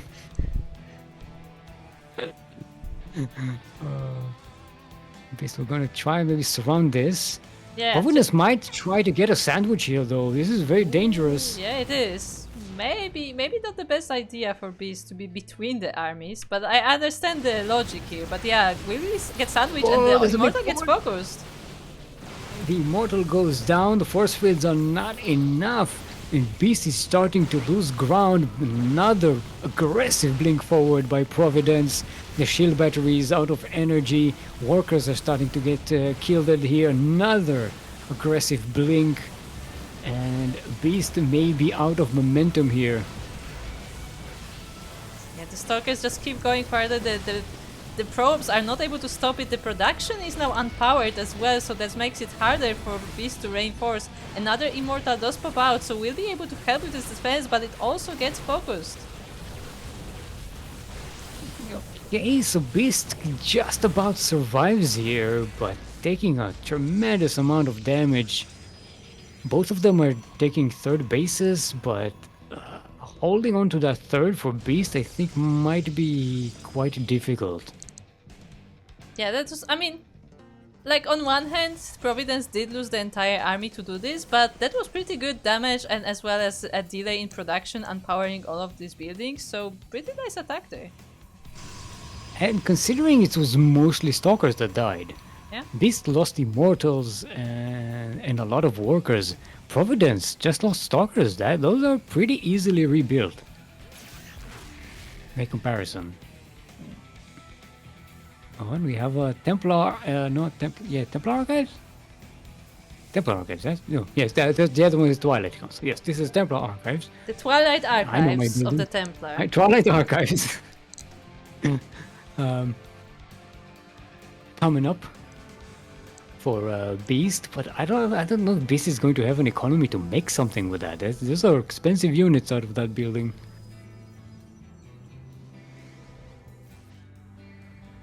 In our hearts, he won 69-0. Is Istan your favorite chatter? I don't have a favorite chatter, Captain Fish. I do have a favorite to win the tournament, though. And it's always you. See, Captain Fish, the moment I saw Istan in the chat, I knew that when he and Steelmold meet, it will be a dangerous combination. I knew it from the moment I saw them. They were made for Alright, each other. here comes the beef wave. The charge rods are at the front, stalkers at the back. Even with the Archon there, maybe no. It's enough. Okay, I thought it was going much better for Providence than it was. It Okay. looks like Beast wants to chase it as well with those Archons, with those Immortals. Looks like we'll stop in the middle of the map, but yeah, pretty aggressive there, and was able to hold this. I found it really strange because you remember Providence is also on +2 upgrade, weapon upgrades, against the 0 upgrades of Beast. So I don't know what happened in that fight there, but no armor upgrades though, and with a lot of zealots, just swarm them. Okay, this time Providence is gonna have 4 Archons.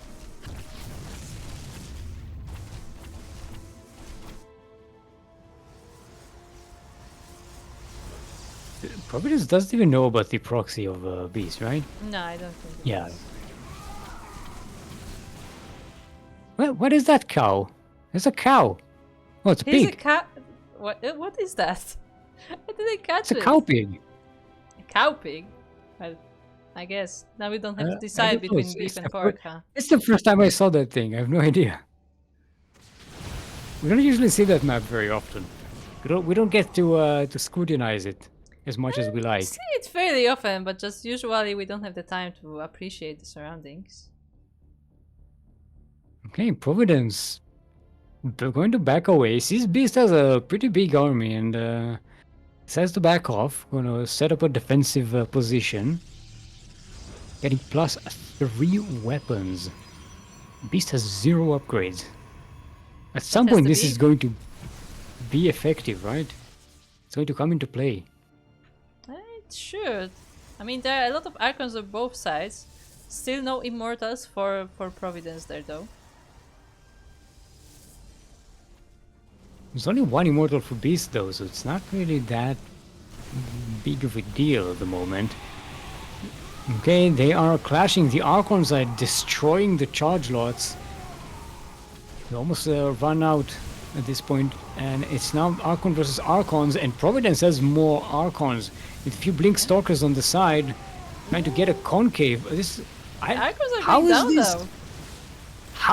What is this? Is it the Immortal? Is the Immortal the DPS?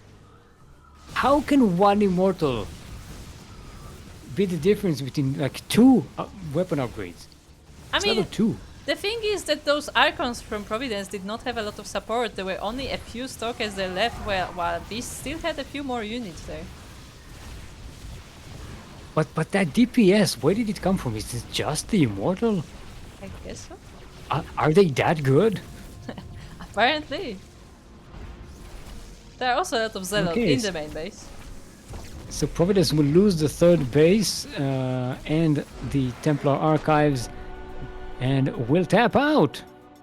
Yeah, the Zealots were enough because after defending that push, like Providence didn't have a lot of units left. There was like just these few Stalkers. I think all of the Archons went down as well, so that wave of Zealots was what finished the game. Very, very nicely done. GG. There were 2 fights there that I called completely wrong because I completely didn't they caught me off guard. I just didn't understand how the damage is working there. Apparently, Beast doesn't understand either.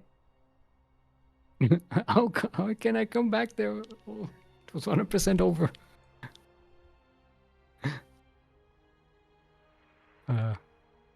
All right, so now we have our 2 finalists for today. It's going to be Nuguri versus Beast. We got ourselves a PVZ for the final match. Now, Beast is also the current defending runner-up. Defending runner-up, interesting. That's way to put it. Wait, so does he want to be second if he's defending runner-up? No.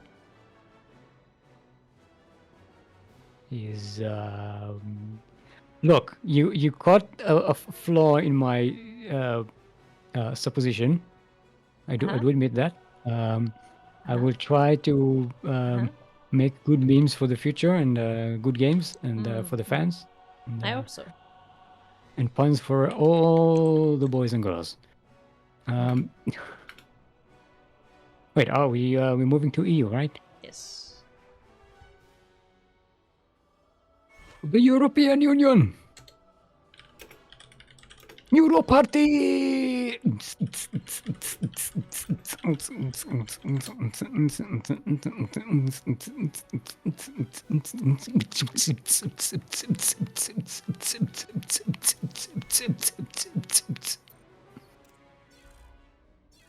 Sorry. I got into it.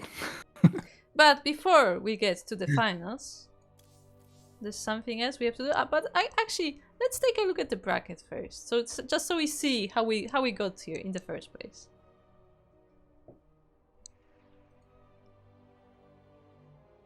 This is where you can read the results ticked, so we can catch up on the other side of the bracket. Why? We are in the finals. We already know what happened in the bracket. Yeah, but we didn't look at the bracket all the way until now. We're busy. Just admit you're trying to buy time so you can do the thingy. Here goes the professionalism. Guys, I tried. Yeah. Okay, so you had Pretty Fly winning 2-0 versus Cost Phoenix, and then went down to our very own Beast here, 2-0. Providence started up against this Vigor, and we have a lot of 2-0s here in this tournament. There's only one game that was 2-1. One undecisive game match here between Beast and Providence. So that's how we got here. Beast was beastly and beast bested. Beast, yeah, he both beated and bested. He beasted. Get it? Huh? Huh? Yeah? Uh-huh.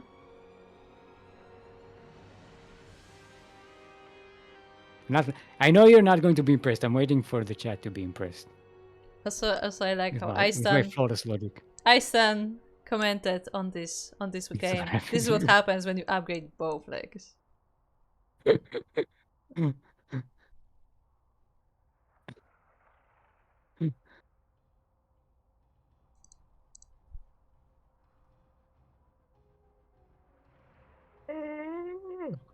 Sorry, I'm yawning a little bit. I've got yeah. Full disclosure, I did eat a full bowl of pasta before the tournament for lunch. And that usually means that like an hour afterwards, I'm just zoning out. You ever seen like little toddlers when they eat pasta? And they just face plant into a bowl of spaghetti? No, I've never seen that. It's very funny. It's very funny. Just look it up. There's probably a collection in YouTube or something. It's really funny. They're just shutting down and don't even care that their head is like in a bowl of spaghetti. I mean, it's very relatable. A lot of kids do that, yeah. Yeah. Of various species as well. There's multiple recordings of like dogs and cats falling asleep in a bowl. You haven't seen animals falling asleep until you've seen a duck fall asleep, like a little duckling. Oh yeah, definitely. When they just shake their head, they try to stay awake, and it just doesn't work, and eventually they just zonk out. Anyway, with that, it is time for our raffle. Actually, let me make sure. Now for the raffle! Drum roll. Oh, no, it's not the drum roll, it's the raffle. If you want to participate in the raffle, you need to participate in one of our tournaments. Anyone who participates in the tournament, as in finishes a series, whether you won or lost, doesn't matter. As long as you participated and finished a full series in the tournament, you are eligible for the raffle, the $5 raffle. So without further ado, group, who is the winner of today's raffle for Master Swan Open number 91? Drum roll. So the winner is, out of 10 eligible players, the winner of today's random participant raffle for Master Swan Open is Ture, also known as Dwarf. Yay!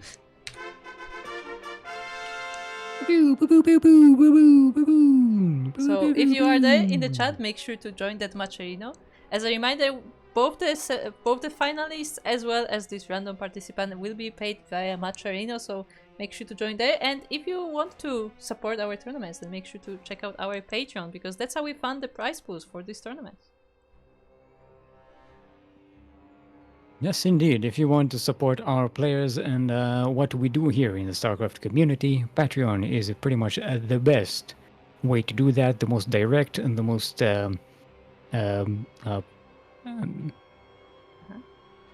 favorable? Favorite? No, it's not favorite. It's not Captain Fish. The best way to do it is through our Patreon, and you can also subscribe right here on our Twitch channel and on the YouTube. The subscription, they don't have the paid subscription, right? They do. It's called YouTube members. Yeah, you can. You can be the YouTube member on our YouTube channel. We have like 2 members, I think, on YouTube right now, and they do get emotes. See, you'll be in good company.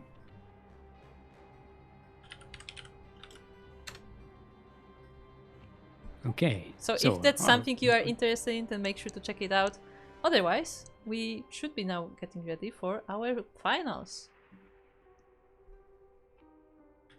which we're going to start on Sandworm. Where there's a worm in the sand. I think, maybe. We've never actually seen the worm. Yeah. Only the sand. I'm sure there's a You sounded so disappointed, like, yeah, I wanted to see the sandworm. I wanted to see where the worm is. I would like to see the worm. I mean, we have a Zerg in the tournament yet. We may see a Nidus worm. We could. It's a type of worm, right? I think there's a difference between worm and a worm, you know? Why? Get it? Because the difference is the letter Y. You know what? You can finish this stream. You can do it on your own. It's the dumbest joke I've ever come up with. This is so stupid.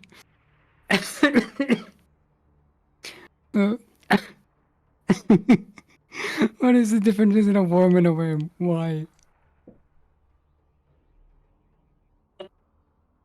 Okay. Looks like we still have to fix one technical difficulty here, so we will be going on a short break and then we will be back for the finals. Stay tuned. Why? Shaking my head. And welcome back. We are back to Master Swan Open number 91, where we are currently in the grand finals, in the best of 5, and we are on Sandworm. We have the first of our players in the top side of the map. We have our Red Protoss player from Austria. It is Beast.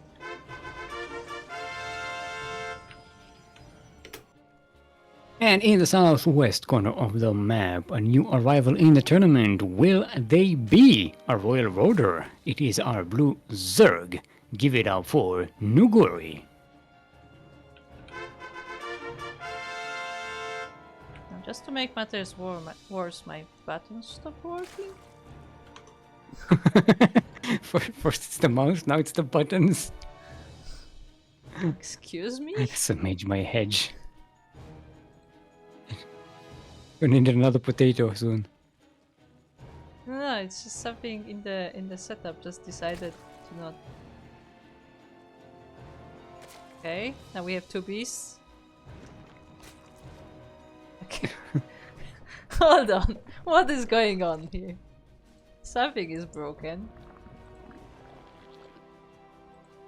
Shout out to Captain Fish for becoming our new YouTube member. Oh! Welcome to the Quackers. Oh, shout out. Yeah, that happened in the break.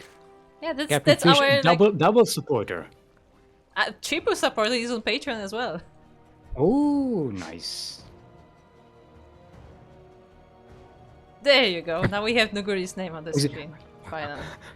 Who is the first to become a 69 supporter in all the 69 services that we can? I don't think we got that far yet. We should, if it makes us money. I mean, right now we have Patreon, we have Macherino, we have Twitch, we have YouTube, we have donations. Mm-hmm. So we have 5. I was honestly thinking about making more, like just to give people options, but like the more we make, the more like spread out it is. So there are pros and cons. It's also more paperwork that you need to do later on. I mean, yeah. To try and consolidate everything.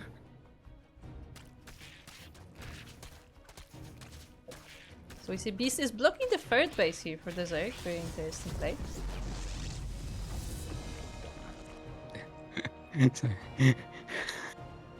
I like how people are very supportive of you and of me in chat.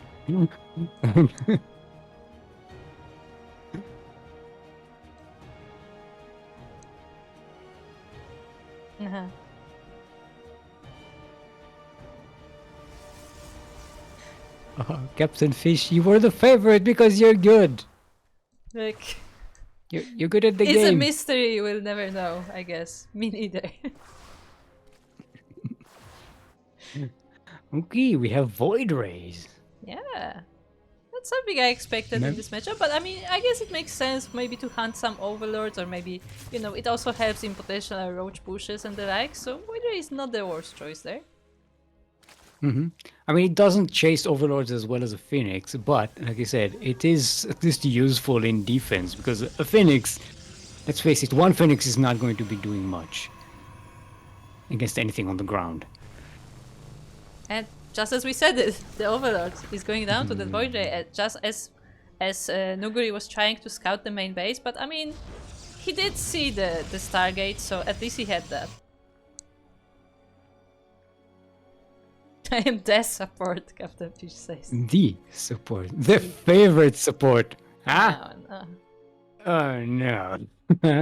Look, it wasn't me, okay? It wasn't me. Look. At some point, we will run out of that joke. It will end at some point because we'll get tired of it. But not. It is not today. You're still the favorite, Captain Fish, and you're going to have to live with it. You're going to have to face the fact that people believe in you, whether you like it or not. We're getting a scout on the fairy base as that Oracle with the Void Ray was trying to get some harassment done, but the Queen is in position, and multiple Queens even, so it doesn't look like any damage will be going down there. This might try to sneak around, try to find another angle there, but there are overlords to spot this if it's coming. Yeah, there are overlords, there are also spores, there are queens in all bases, so I don't think the bases of Nuguri are really vulnerable right now. But good job on killing those overlords, you know? This might hamper Nuguri's production at some point. So it's very annoying to lose those. You know, they also cost money.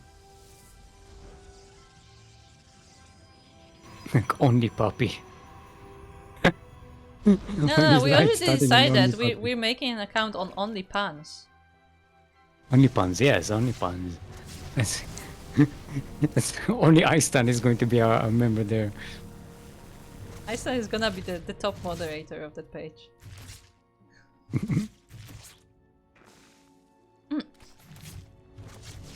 Oh, that one queen. I'm trying to find a pun for. You can just call something a moderator on only puns, right? Oh no. I said only pans. No, we're not doing only pants. Only pants. No, I said only pans, like cooking pan, but only pants is all the works as well. And then light can't go there, but You can only go to only North Pants. Oh no. Hashtag neverpants.com. I don't know if that would catch on, but sure.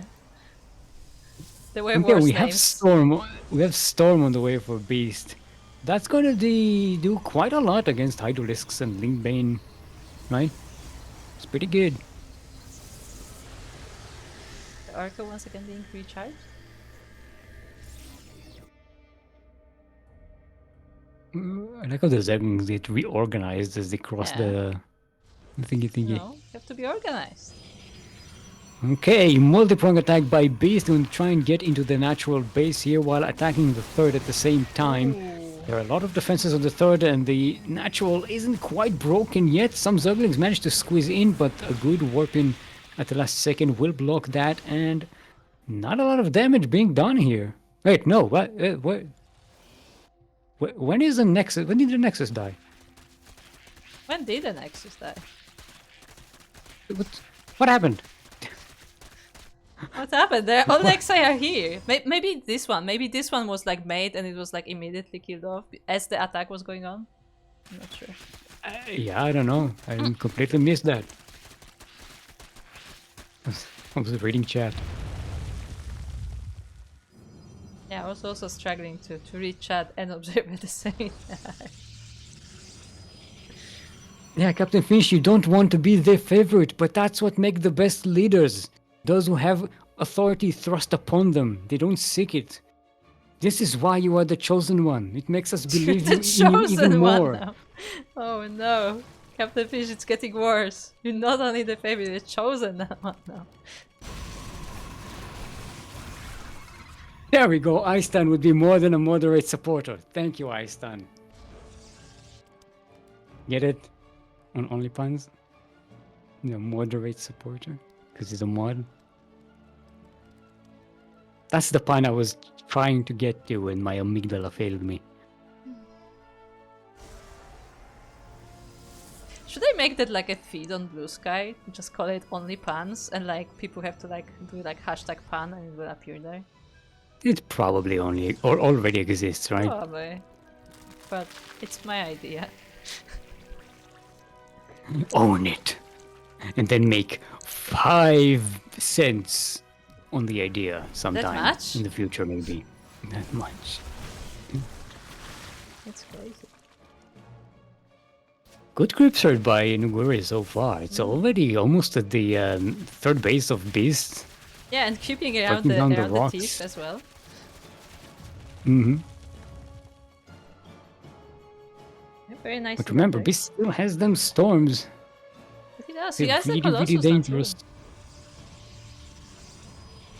There's a lot between those and the Archons. There's a lot of AoE for the Protoss side, so it's going to be very dangerous for Nuguri to just go in there. It's going to be maybe a multi-prong is going to be the way to go here, and it looks like Nuguri is going to be doing just that. We're trying to get a surround on the Protoss army. Gonna catch this Colossus on the side, but the Protoss is going to back away utilizing the storms. The Banelings don't quite connect with the Zealots. And a lot of the Protoss army is still alive, especially the AoE units. And with Chargers at the front, the Zerg really has to back away. That was a great fight for the Protoss side here. Yeah, Beast was able to hold it pretty nicely. He was the entire Zerg army was dead there. Only the Hydras were left, and the Hydras alone are not really, you know, your main army force. They do need the support of that Link Bane, so with all the Link Bane gone, Hydras had to move back. Thermal Lance is on the way on top of that, and +3 weapons, although that doesn't matter apparently. If you have one Immortal in your army, you can destroy it anyway. But you have Lunkers for the Zerg side. Yeah, Lurkers have been are in going to preparation. be they are going to be a good amount of AoE here against the Protoss. There is some detection for Beast. He has 2 observers in that observer with the army as army. well as the Oracle, so potentially some revelations as well. So he should not be blindsided by the Lurkers, but we will see. And what is that Lurker upgrade? Nanomuscular Swell. Oh no, that's the hydraulics thing that lets them speed. Let's charge for the hydraulics, right? Yeah. Charge for hydraulics. Hydraulics yeah. charge. It has its It own kind of looked like name. the lurker spikes, so I confused it. Yeah. The lurkers Oh, digging in. some of the lurkers get caught out. Yeah, they are pretty much all of them are revealed now, so Beast is well aware of where they are and will be able to avoid them, but also he's moving all the way back home. He's also trying to protect this side of the map from this run by that was being prepared here by Nobori. Beast is trying to expand, but there's some units here to harass that base. Maybe even get a cancel on it at some point. As Nuguri is going to reposition into the northwest corner. There's a good sim city here, trying to block units from getting into the mineral line. And getting a bit of a choke point here for the Zerg units. Good storms, and most of the Zerg armies disappeared. These are very expensive units, the Lunkers. Yeah, all of the lurkers really are going haven't down. much. At the same time, we have that run by there at the other side of the map, but there are enough stalkers and zealots here to defend, and yeah, Beast is actually pushing forward. And even a +3 immortal. Oof. Yeah, remember what a no upgrade immortal could do? Imagine +3. Ugh. Yikes.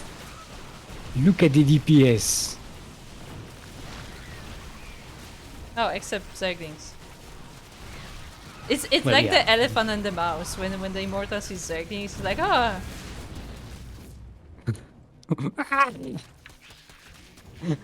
Don't touch my legs! You creepy! Literally creepy.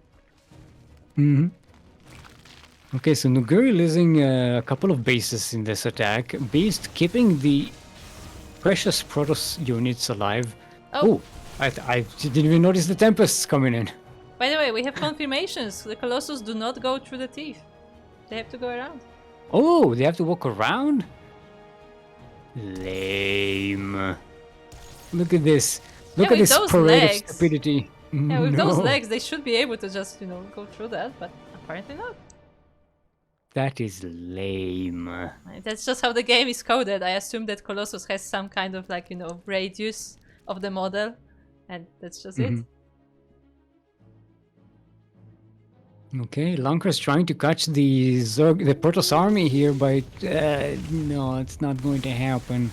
There's enough detection here, with enough AoE. I'm gonna kill some of the charge lots, but there's still a lot of Protoss left over. Yeah, I mean, some of the Colossus did get damaged, but not enough to kill them off, so that was a nice catch there for Beast. But has to be careful with nice storms on the Link Bane, but there's a second wave coming from behind as well, with Hydras too. It's not going to be enough though, there's still too much Protoss army here. GG is cold, and Beast will take game number 1 in this best of 5 series. GG. Hydras should have a damage upgrade called Hydraulic Press. Because hydraulic press. Huh? Oh, okay. Huh? Hydraulic. Huh? That's I got should it. have an upgrade called Hydraulic Stretch. Get it? Because the pun was a stretch. I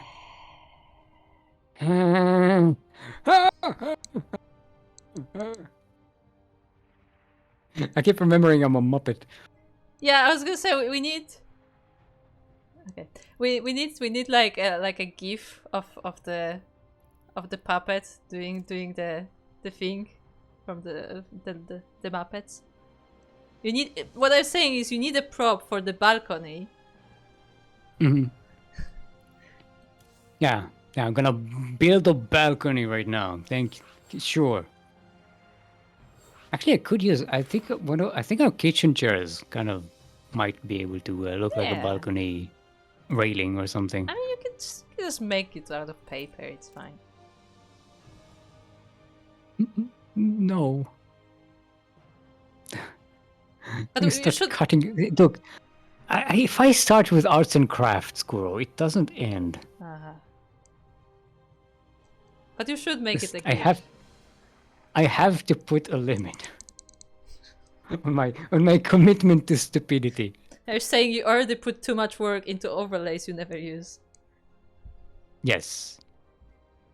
And I wanted to do more, but then I remembered I haven't even installed Photoshop on this computer yet.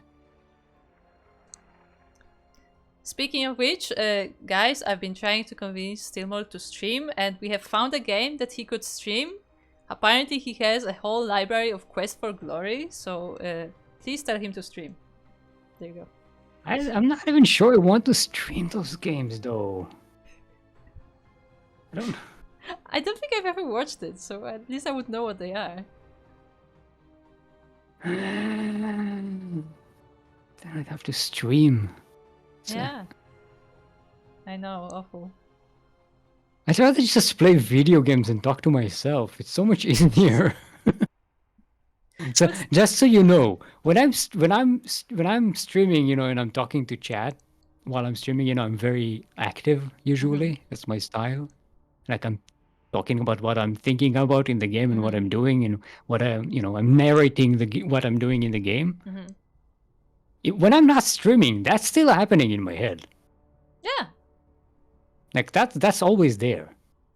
That's the reason I started streaming to begin with, because I thought, well, I'm already like talking to myself the entire time. If I stream and just talk to other people, what's the difference? That's kind of my idea of why I wanted to do game playthroughs on stream, because I play. I play each game like a story. Like to me, this is like an immersive story, and everything I do as that character is part of the story. So I would be very intentional about things I did. I sometimes bring it up where I played Assassin's Creed. I was like, no, Altair has to pet his horse because this is a good horse, and nobody saw that playthrough, but that was important to me. Okay. Well, that's just as role play. Yeah, that's how you do it. It is roleplay. Yeah, well, I do that without the. I don't do it without the stream.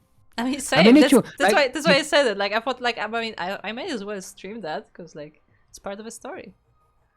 You know what game actually benefited from the stream? It was XCOM. Because my XCOM is, I usually play it a bit differently. When I stream, I play it way more intensely. Okay.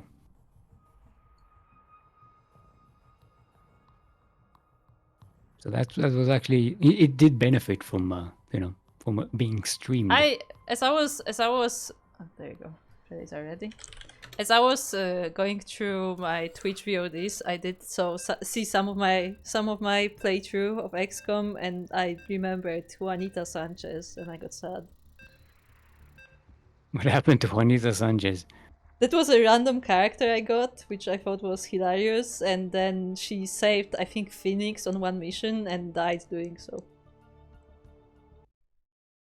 Yep.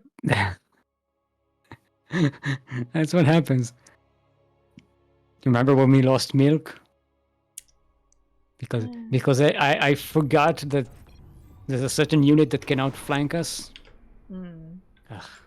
I still remember that. I'm still salty about it.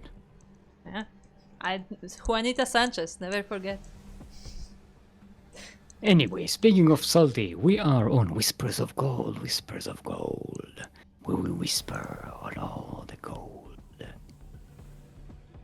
I don't know what the connection to salty is. It was just a segue. In the southeast corner of the map, all the way from the land of Austria, it is our Red Protoss, currently up 1 in his best of 5 series. Give it up for the Beast.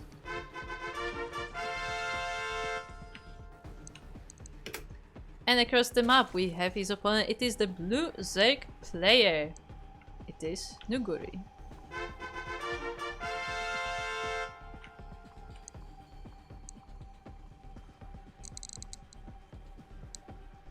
Do you do the voices? Somebody asked in the chat.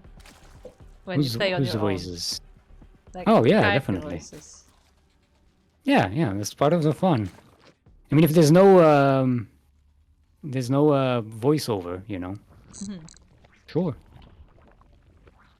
I would I'm say terrible at reading, as you probably know, but I do my best. I mean, that's one of my favorite parts of like playing Final Fantasy on stream is that like we do voice acting for all the characters, and like I would say it's very different when you actually have the voice acting, especially since sometimes you can The add problem with something. Final Fantasy 14 is that sometimes you do have the voice acting, sometimes you don't, and it's very annoying and confusing as to No, it's when fine for which me. is which. It's fine for me because I have something to go off of. So like I'm trying to like copy at least the mannerism of the voices of the original. It's not always successful, but I'm trying. It's just anime voices. It's not that. Yeah, but like that's what I mean. We will finally win this war. It's like okay, yeah, sure. No, there's more. I think the voice that I enjoyed the most was Garuda, because Garuda was just straight up like evil creature kind of thing. So I could just go full like like comic villain voice. I don't think I saw that one. That was very early on, but I remember that because I could just like play a completely like almost insane character. That was fun. Mm-hmm. Get unhinged. I'm trying to think if I can I mean I can do Blomlitz. Blomlitz is pretty unhinged, right? Yeah, but differently, I guess. Well, speaking of differently, we do have a Stargate on the way for Beast. I say differently, it's pretty much the same. Yeah, although he doesn't go I just for needed a Vortex. segue. He doesn't go for Vortex this time, so it is different. No, straight into the Oracle, which is fine, I'm gonna get a better opportunity to do some damage before more queens come out. Has these two adepts across the map as well to do some harassment, but with the queens going around, isn't quite able to get anything done. Just scouting. Trying to find all the decals on the map. Yeah. We got the missiles, we got the Wraith, got an SCV.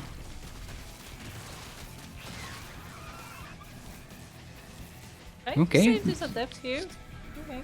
Poking at some Oracle. Zerglings. The Oracle killing some Zerglings, but yeah, I don't mind. That might be a waste of energy. I mean, it's much better served trying to catch some workers, right?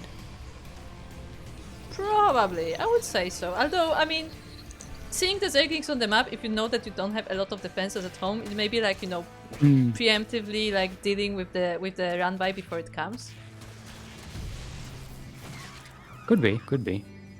Doesn't seem to work so far, but. No. Like there were less Zerglings there, so they were not able to actually threaten the base. Okay, fair enough. Oh, this Oracle keeps trying to kill the Zerglings and it keeps hitting a different one each time. So they're all low in health, but none of them died. It's so frustrating. Captain Fish, you say nothing, okay? No, here's the thing. I did notice that's what she did, and I was tactfully did not mention it. Because that is exactly what's happening. That's why I didn't even change the sentence. I just kept talking as I pressed the buttons in the hopes that Steve does not notice. It did not escape me. It did not escape my attention, but I was trying to give you some leeway. Look, it's fine. Still, Captain Fish, that's why you're my favorite. Captain Fish pays a lot of attention to the production value of this broadcast. Which, I mean, I appreciate. Yeah.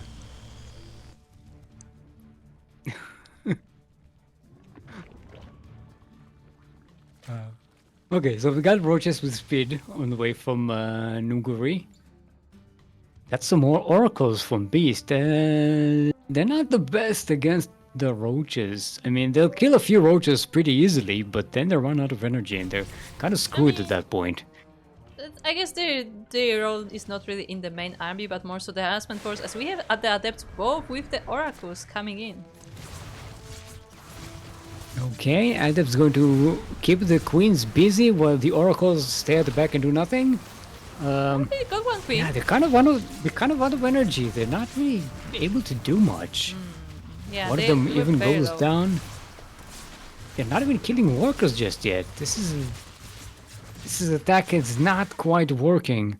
The adepts do shade into the main base. Maybe they'll find some value there, but no, there are vultures waiting for them.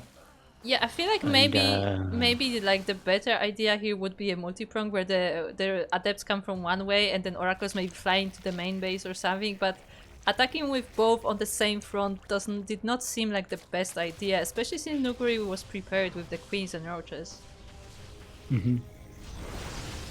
I mean, maybe if you are going back and forth and you sort of whittle down the defenses of the Zerg, snipe queens and stuff. But yeah, if you're looking to get worker damage, at this point you kind of have to multi-prong, which is not easy, especially when you're trying to wrangle adepts and oracles at the same time, two units that move very weirdly. Yeah, but we now have the attack from Nuguri with the Zerglings and Ravagers mostly, not that many roaches, although there are still some in this army. That was a kill on the Nexus. That was not a cancel. Ooh, that's unfortunate Indeed. for Beast Day.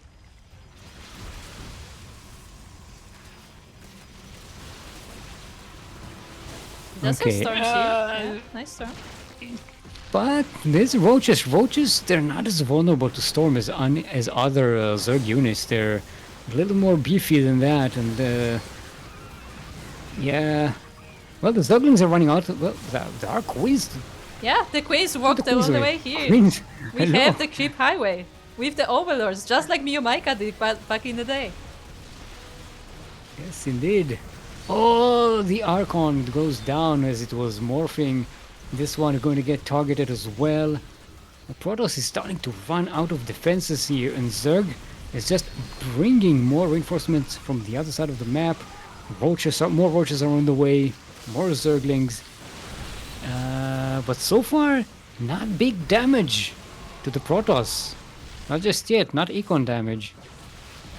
I mean, did bite into the bases of the Protoss, Immortal... but as you said, isn't breaking them quite that the Immortal is being focused and it will be going down. The shield battery was out of energy. The Stalkers are still trying to deal with this threat, but the problem is that the creep is all the way up to the Protoss bases and the reinforcements are coming constantly. If Beast can get a whole bunch of charge lots right now, I think there's a chance, but no. Every unit just comes out one at a time and they get focused, and this is just not a way where the Protoss can can snowball a defense here. Yeah, not against a determined attacker like that. Yeah, Beast needs some time to actually regroup and to consolidate his forces, but he doesn't have the time as Nuguri is pushing constantly. There are still more reinforcements, more Zerglings, more roaches coming from across the map, and the pressure is not letting up. The shield batteries get depowered, and the Zerg army gets into the third base here.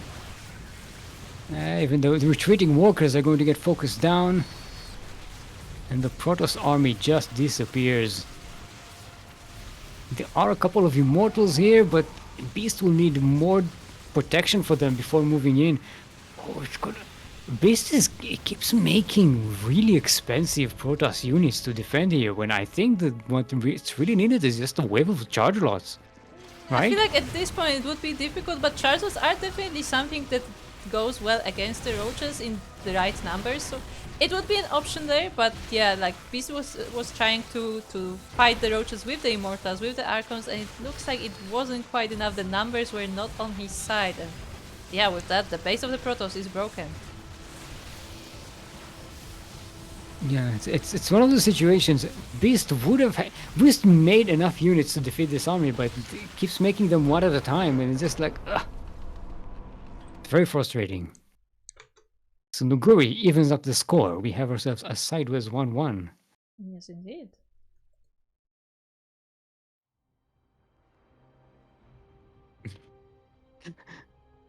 Yes, Captain Fish, you have found a favorite in that case. I'm fine with that. There we go. See, we found a way to to work it out.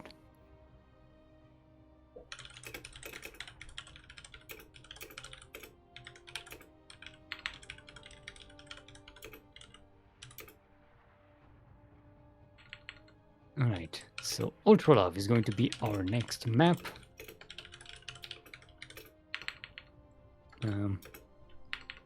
As we're going into the third game of this series, I'm gonna get myself some more tea.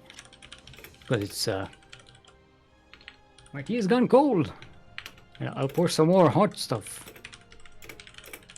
I don't know if the microphone picks it up. I'm trying to make some tea pouring special effect.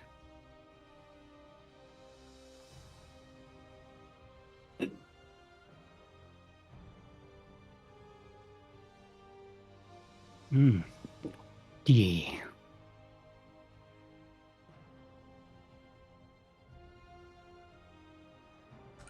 Okay.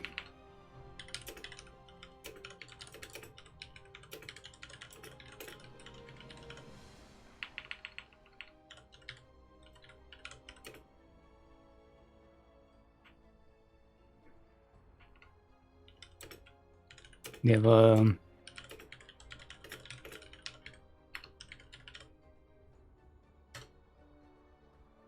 sorry, we're having a little in-game chat here.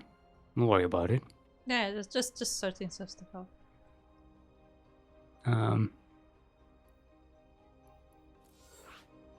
There we go.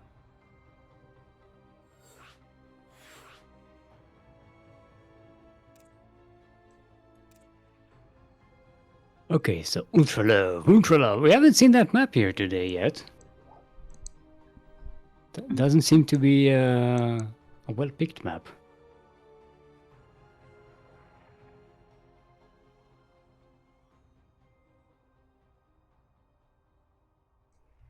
I do like the background in it. It's very nice. Ultra Love is really pretty. Those beautiful red lightnings in the background. Pretty damn cinematic.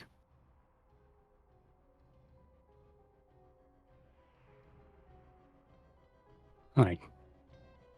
Players, ready? Question mark? No, Nuclear is wrong, guys. Ah, okay. Switching to TVP.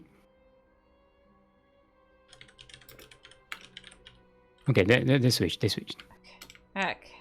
We can go. Okay, game number 3.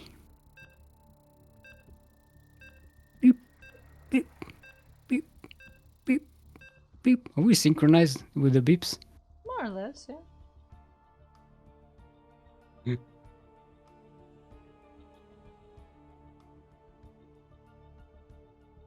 The special effects are behind a paywall.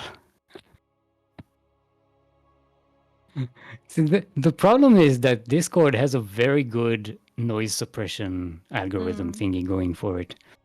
And it pretty much destroys anything that sounds like a hum or a buzz or like an electronic sound. So it cuts out a lot of the stupid noises that I make. So I stopped making stupid noises. It's specifically blocking Steam mode. That's what when they were making their filter for the noise cancelling, they specifically looked at Steam mode stream. They were like, okay, this guy. It's like this guys. I couldn't filter this annoying nonsense he does all the time. I used to make ASMR noises. That is true. For units in the game. Yeah, and then we were like fading it out at the end of the stream. That's true. That happened. Yeah, it was a whole gag.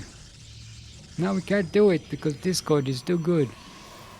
Speaking of too good, we are on Ultra Love, where ultras go to make love and make more ultras. Except they don't, that's not how they make more ultras. They come out of eggs from larvae.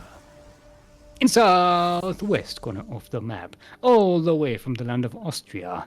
Currently sideways 1-1 in this best of 5 series.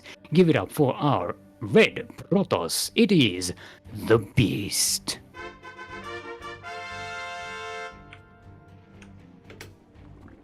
And across the map in the top right corner we have the blue Zerg player. It is. Nuguri.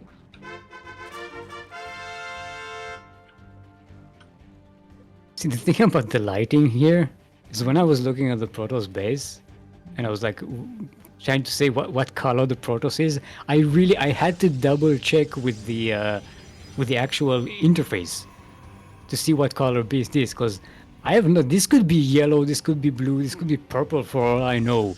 Like the red is so not the color for the unit is so not dominant compared to the glow. Yeah, the glow is a little bit strong. That is true. It doesn't look as bad on the units, but that's because they're not as shiny. I feel like it's specifically the shiny things that turn that way.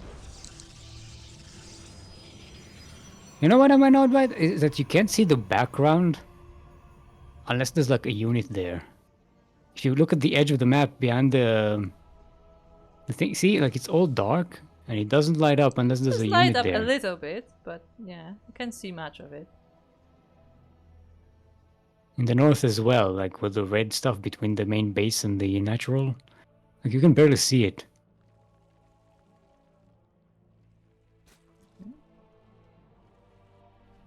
Anyway, it's a pretty map.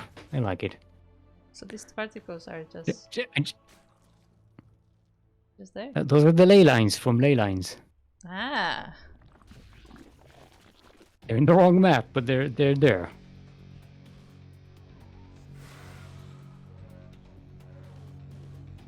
We have a single second here. 2 seconds actually. They snuck into the base and, you know, just getting some scouting done. Yeah, the Protoss thought they were red team as well because of the red glow. I don't know, the Protoss actually see color. That is a good question. We don't know how they work.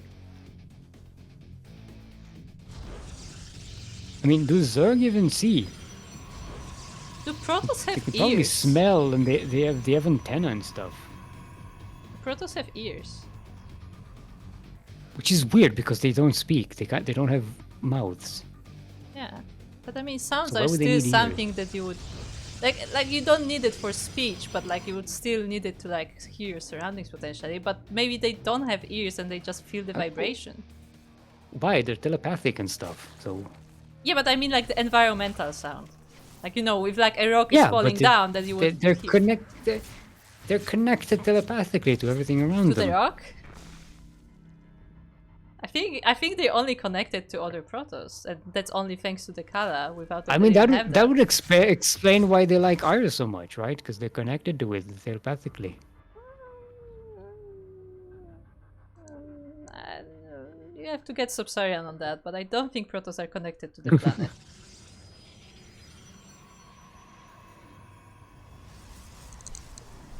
Look, at this point, we have to make up our own lore about StarCraft. I mean, we will never know why Zeratul has nipples.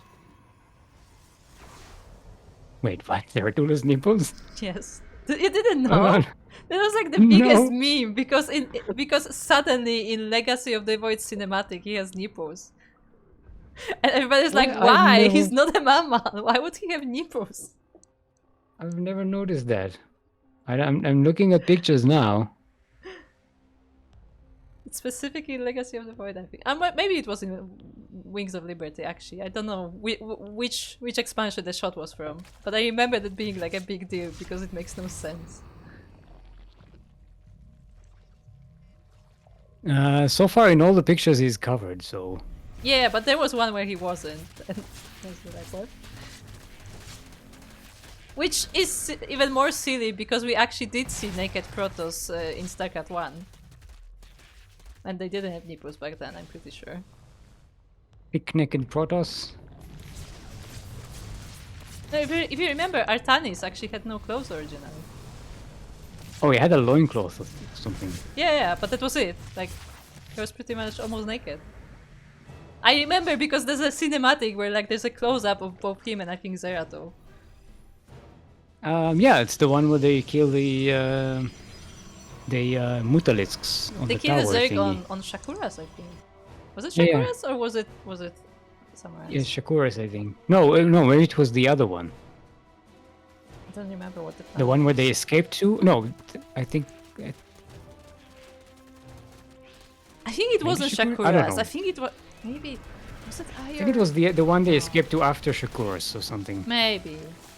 But yeah, there was a scene where like they eradicated the Zerg from the planet together with the entire life on the planet as well. Yeah. And there is a scene where you can see naked Protoss. Not completely naked. Just Not completely naked, but mostly. it's got a good beach body.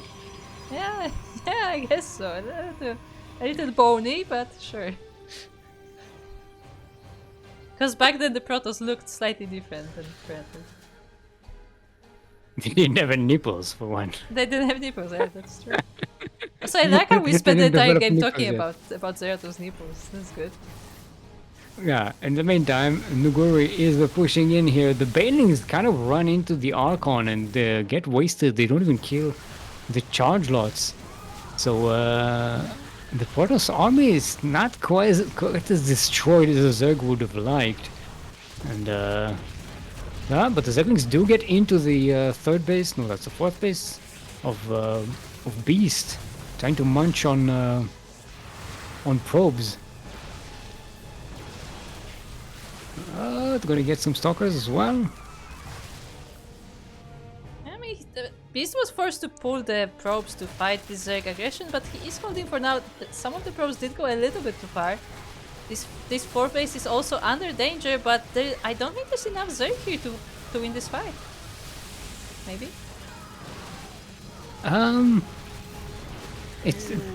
Yeah, maybe sacrificing all of those Hydralisks at this point is a little too much. I know there are reinforcements coming in. If the Protoss breaks here, this would be the end of the game, pretty much. Yeah, the reinforcements are helping quite a lot because the few Hydras alone obviously couldn't take this base, but with the reinforcing Zerglings and few more Hydras joining in as well, now suddenly this Nexus is going down. Yeah, good catch for the Zerg, but it's not that big of a deal. The Protoss is still on 3 bases. They're still relatively equal on workers, and the Protoss army still exists. It's not big, but it does exist, and Beast is taking up what this is going on. There is a run by being set up here for against the fourth base, well, the previous third base, but the SimCity is blocking everything in here, and there's not gonna be an angle to get damage here.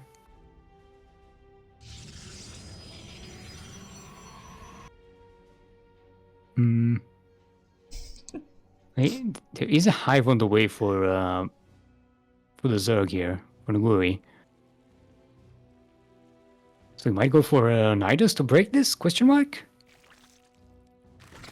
Or I don't think so. with the Alright.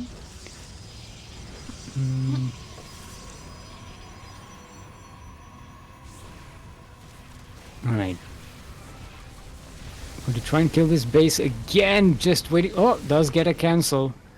So at least it's not a kill, but yeah, Beast really wants to be on 4 bases. Does lose 10 more workers, but not super behind just yet. I mean, economically they're still on not on equal terms, but they're not on the, it's not as unequal as you might think. Yeah, the thing is, this base seems really difficult to hold because you have free access points to it, and the Zerglings once again go from the back, as at the same time you have Banelings with Hydras coming from the other side, and even more Hydras coming from the north. So we're gonna get a kill on this base. Oh, the storms! They're storms, puppy! It's close, but not focused yet. The chargers are getting stuck behind, though. They can't get to the front line. So they're not really as effective here. And maybe the push and pull is going to not be... No, it's going to be enough. Beast manages to hold on to this 4th base.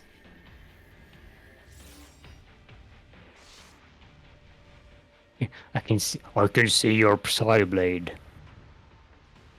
Yes.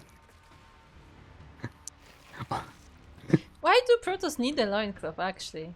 Do we even know that if they're covering anything? So the artists don't have to come up with what's between their legs. That's probably what it is, honestly. But I'm always looking for like a lore reason why that would be the case. I mean, they are completely alien race. They shouldn't be built the same way. No, I don't even know if they breed the same way. They're plants, after all. Ooh, nice stasis there. A lot of the Hydras are getting caught as the Hydras, the Archons are trying to hold forward. It also forms a kind of barrier as well, all those frozen Hydralisks. Also And the this is, might be enough for Beast to actually clean this army up. The Zerg army getting pretty low. Gonna be a desperate fight here, but there are still the cannons here. The shield battery is still somewhat alive. There are warpins, and the Zerg just can't kill the Protoss here, despite throwing everything in the kitchen sink on top of them. Pretty much. Like every time it looks like just barely Nuguri does not have enough, and Beast does hold this defensive position. He also like is barely scraping by. Like he is always fighting pretty much till the last unit, but it's just enough to hold off the Zerg. And yeah, with that cannon and shield battery as well, like that was enough to once again keep the base alive. Here's the thing though, Nuguri is getting lurkers. Beast doesn't have any detection other than that one Oracle. Ooh, and that Oracle is currently away from the main army. I'm sure he sees that there are lurkers now, so he will be trying to get some detection out, but it's not here with the army right now. I mean, there is a cannon here, but but it doesn't have that that doesn't much catch range. Okay, Revelation goes on the lurkers, but this is a bit of a trap. As soon as Beast moves out, Nuguri just charges forward from all sides and repositions the lurkers. They can actually reach the Nexus now. Yeah, the storms did land on the units. The storms did land on some of the lurkers, but weren't able to take down all of them. And as you said, that was a bit of a trap, as Nuguri had lurkers on both sides of the base, and while one side got revealed, the other one didn't, and was able to move in for the kill. Oh, wow. I like that the Colossus just, you know what, I can go up the cliff. I don't have to go around. Just, peace. I mean, it's... Oh no, it's walking straight into the lurkers. The pathing on these things. It didn't make it up. Okay. Oh. Now Nuguri is setting up in the low ground here between the bases. And this is a very dangerous position for Beast to be in, because now all the forces are split and they have to go into that cauldron of spikes, and GG's calls. And Nuguri will be on match point, 2-1. Yes, currently in the lead on the match point. Only needs one more win to take this series, but I mean, Beast is not out of it yet. He still has a chance to bring it back.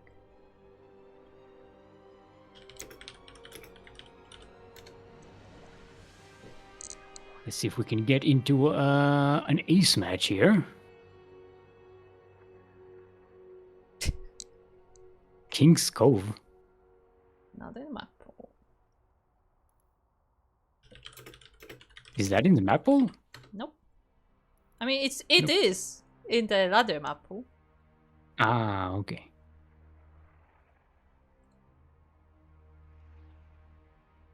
Yeah, I should probably be keeping track of which maps we played, because in the finals it's always... Yeah, I always forget that too. Well, we started with... you can't see it now. That Discord... You can look at Sandworm. Yeah, but you can look at replays. Ah. Yeah, it was Sandworm, Whispers of Gold, and Ultra Love. Okay, El Dorado is going to be our next map. I just typed Whispers of Gold. It's confusing. It is confusing. Whispers of Golf. That's what it is. Oh, Whispers of Golf. Whispers of Golf. This is like when the casters for golf, you know, they always like talk in a very calm voice, because they don't want to alarm anyone. Why do they do that? Why is golf so chill? Because there's like a rule on the golf course that the watchers, they keep really quiet so not to interrupt the concentration of the players. Yeah, but it's kind of a thing in like tennis as well, where like when the player is serving, like the whole crowd has to be quiet. So Yeah, because we don't want to mess them up. yeah, but the commentators are not as quiet as in golf, are they? Well, the commentators are like on the balcony somewhere, but in golf, they could be right next to the thing. Actually, no. Come to think of it, in golf they'd probably be somewhere on the golf, not on the course. So yeah, I don't know. It's the thing. They started it, and then that's how they're doing it. Just the Stop vibe. questioning things. Just the vibe. It's very respectful. Anyway, we are on El Dorado, where the gold just lies on the ground. Actually, no, that's the wrong map, right? No, it does. Is that wait? Is it? No, it is. It's supposed to be on Whispers of Gold, but no, it's actually right here. We're in the southwest corner of the map, all the way from the land of Austria. It is our red Protoss. Give it up for the beast.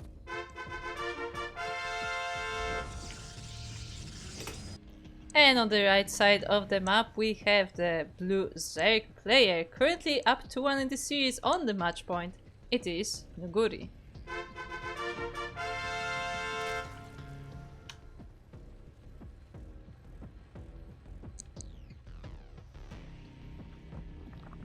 Oh wait, this is the map that kind of looks like a Halo helmet, right? Maybe, but there's the gold too. On the minimap. Yeah, there's the gold. No. Those are giant coins. There's also Like, a they're Tired Zealot. massive. Oh, yay! Degen Zealots. Forgot about those guys. This is this guy and this is his brother.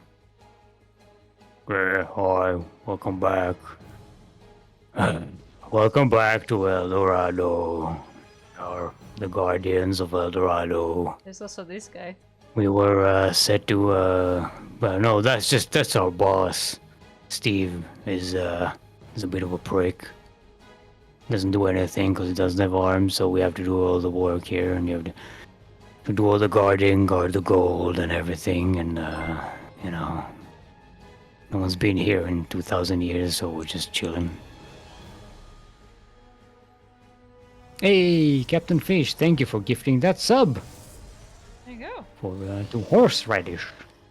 Yeah, our previous SDO champion, I believe. Mm-hmm. We want Last Fantasy. Well, you have to negotiate with the could players have for that.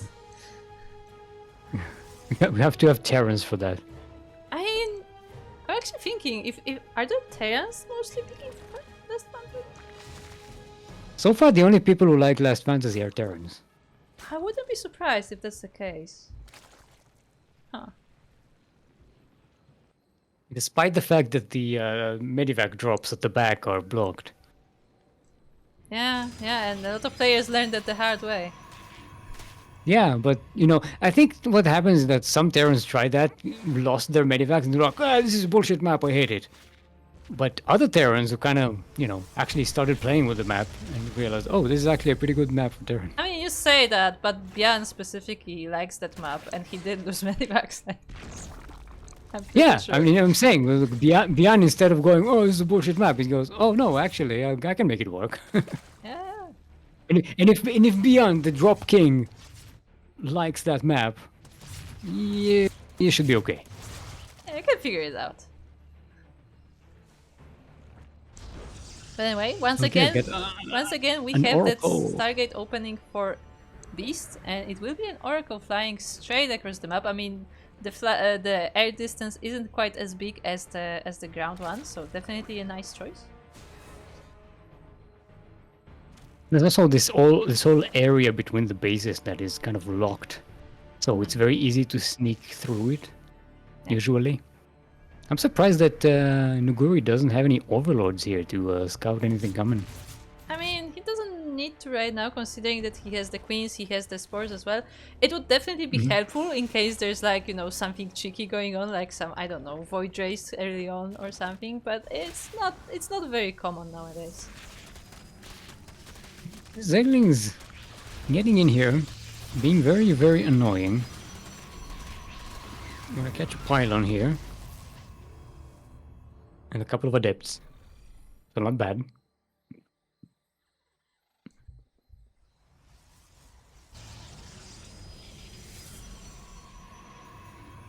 Yes, yes, What? we know Horse Radish won the before. I never said it was the most recent SDO champion, just one of. Okay. So, oh, you did say previous. So it kind of, sometimes it could be implied that you meant like the previous tournament. Look. You can say a previous champion. Okay. That would have been different. Okay. No, not the previous tournament. It's the difference between being a favorite and being the favorite. the favorite. Yeah, exactly.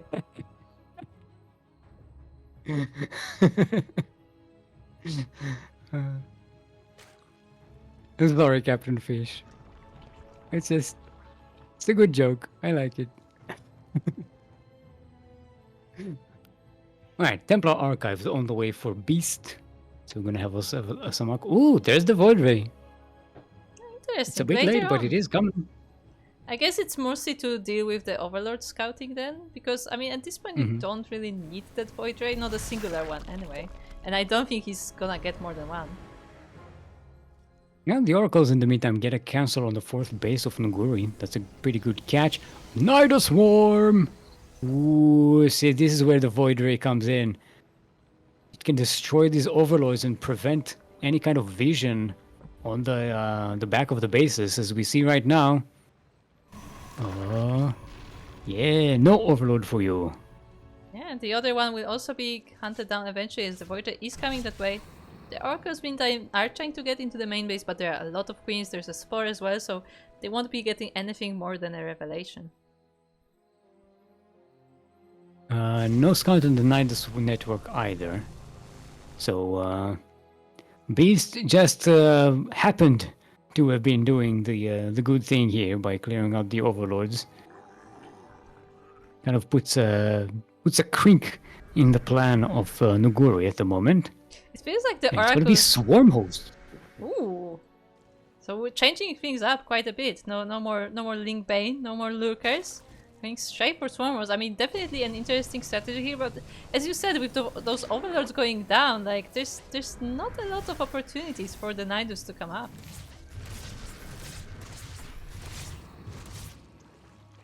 Yeah, that Void Ray doing his job perfectly. There are 0 Overlords on the map right now, outside the Zerg side of the map at least. Yeah, and they actually all have to be moved back to base because even more of them are going down. I mean, it's not supply blocking Nuguri just yet, but it's definitely annoying and he has to actually keep them at home. And Beast being pretty active. Those Oracles just flew all over the north side of the map, trying to look for any kind of hidden something, just to clear out this side of the map. We are getting Zergling running to the other side, trying to find a way to plop that Nidus, or just getting some. It's acting as a creep tumor.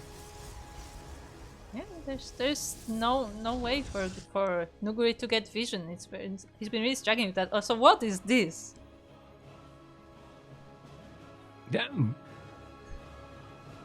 That is a 3-eyed monstrosity. Frog thingy? Yeah, I was gonna say, this is a 3-eyed frog hippopotamus. It's a frog dog thingy. Frog bear.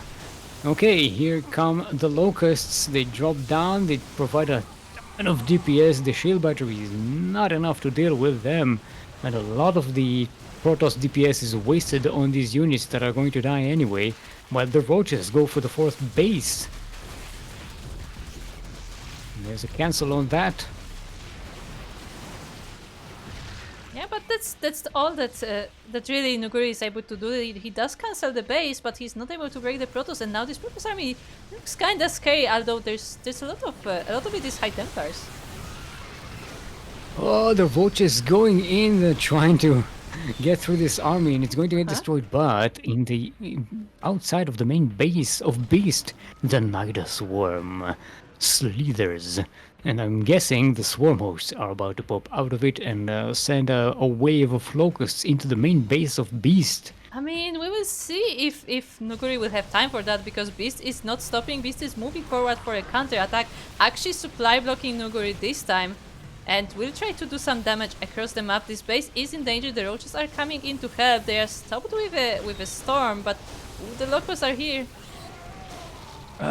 Spending the storm on the roaches may be a bit of a misstep here. You need those for the locusts to clear them out. The roaches, they tanked so much of the damage from the storms, and the Protoss army almost disappears. The recall doesn't recall to 2 Archons, and they are left to die. The Protoss lost so much here and didn't gain quite enough to justify that. And more swarm hosts are being made. A Nidus in the main base. Beast immediately scouts it though. Yeah, but I mean, to be fair, Nuguri doesn't even need that Nidus in the main base, as he has the Nidus outside, but he will still go for it regardless. What? Why are the swarm hosts coming over there? I don't understand this move. The one unit that doesn't need to be on the high ground is the swarm host. Yeah, at the same time as the destruction is happening in the main base, there was also a small army here at the top, but it is being stopped with Zealots. So I guess Beast can put all of his attention here, but instead he goes for a counter attack across the map. Yeah, this is pretty much an all-in. The main base has been evacuated. So more chargers are coming in across the map. That's all the reinforcement that Beast is going to have anytime soon. Decent stasis wards here, catching up some of the units, giving Beast a chance to do some damage before the rest of the Zerg army comes in here, but the Zerg army is still pretty big, and we still have the locusts from the swarm hosts. These are free units that the Zerg can easily trade. Yeah, the swarm hosts are still in the main base. The Zealots are there trying to deal with them, but they fight the locusts, and this is too much for Beast, and Nuguri will be taking this series and the entire tournament 3-1. GG!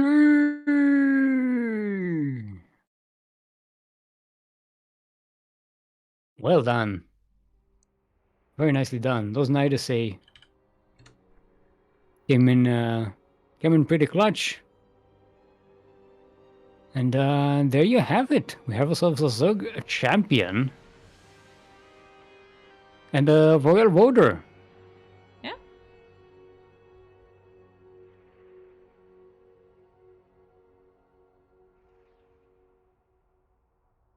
Yeah. Okay, so we did have it started pretty good for Beast that last game, clearing up all of these overlords. Even when Beast didn't know about the Nidus, it did put a hamper on the plans of Nuguri. But eventually Nuguri did manage to get some units in there, and once these swarm hosts got into the main base, and that's where all your tech is, that's where a lot of your production is, and you're kind of stuck trying to recover from there. And Beast did try to go for a counterattack, but then all the Zerg really needs to do is buy some time and, trade. Because you're always going to get the better trade out of that situation. Yeah, it's like Beast, like he was doing really well, and like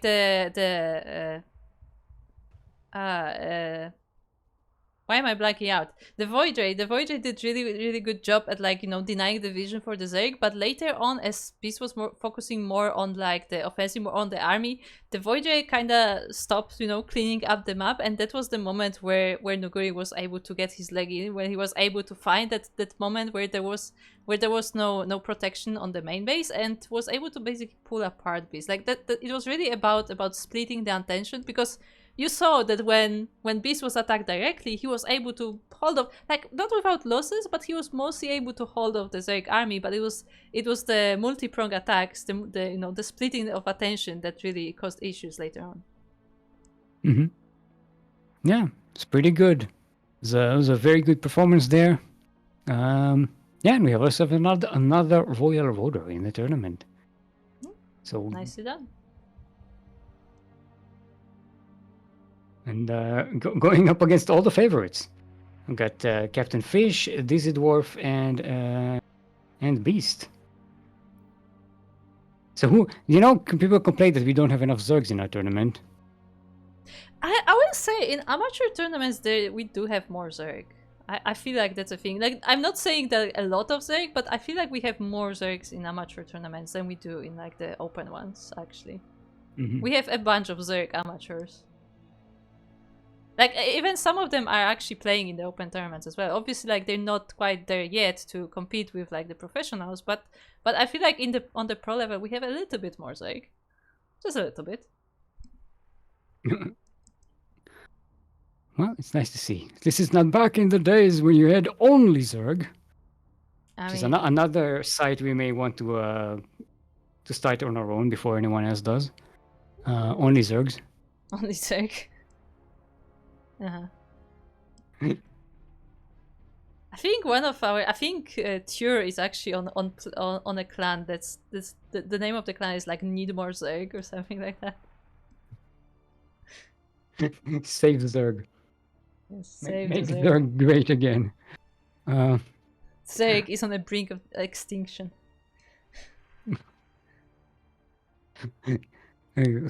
Status. What was the extinction status? I don't remember the names. I'm blanking out. There was a joke there somewhere, but I'm blanking out on the names of the categories. Yes. But yeah, anyway, with that is all for Master Trust me, Swan. there's a joke there. You can finish it up on your own sometime later. Yeah. You can fill in the blanks. You can just finish it yourself. There you go. You're given the template for the joke. Just write the rest of yourself. Throw the rest of the all. Finish the joke. Finish it. Yeah, but with that, thank you for watching. This was Master Swan Open number 91. As a reminder, both the finalists as well as the random participant raffle winner will be getting prize, so make sure to join the match arena if you are one of those three.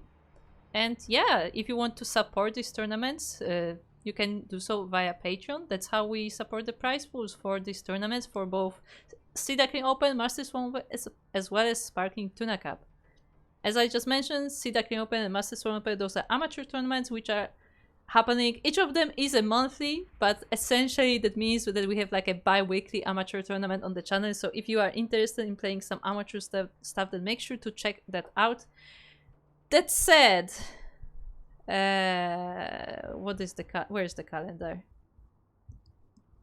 Yeah, next, on the 3rd, in 2 weeks, it's the 3rd of May. We will not have tournament on the 3rd of May. There will be a break there, actually. So, just so you know, there will be a bit of a break because I may not be available. So, we decided to not host the tournament on that weekend, but there will be in 4 weeks then. So, if you are interested, make sure to check it out. Otherwise, if you are interested in more stuff on CranKy Ducklings, Light VIP will be casting in just a few short hours. He will be casting the Brazilian circuit, the big tournament that has been crowdfunded, and yeah, they are just starting the first group stage, so that will be on later on today.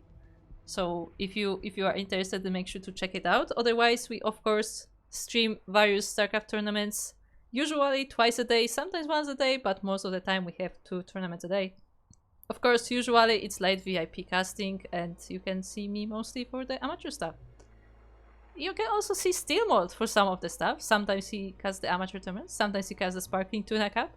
But where else can we find Steelmold? At Steel_no, that's not the wrong one. Twitch.tv/Steelmold. I know my socials. Twitch.tv/Steelmold. That's where you find me. If I stream, when I stream, because I stream when I want to. and not when I don't want to. True. And you'll just have to live with it.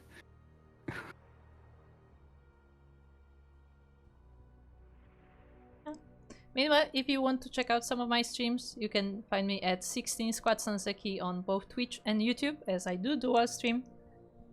Otherwise, I will be at CranKy Ducklings, as I am doing a lot of the behind of the scenes stuff. So with that, I think that is all for today. And we will be looking for another StarCraft streamer to raid. Yeah, thank you. Thank you all our new subscribers and returning subscribers. And thank you for the Patreon supporters. Thank you all legions in the chat. I see you. Degenerates. You're welcome to join us for the raid as we find some other StarCraft 2 or something related channel to raid. I have an idea. What? The All What? Things Protoss Team League is on. Oh. They have some good memes. All right. So we'll go with that.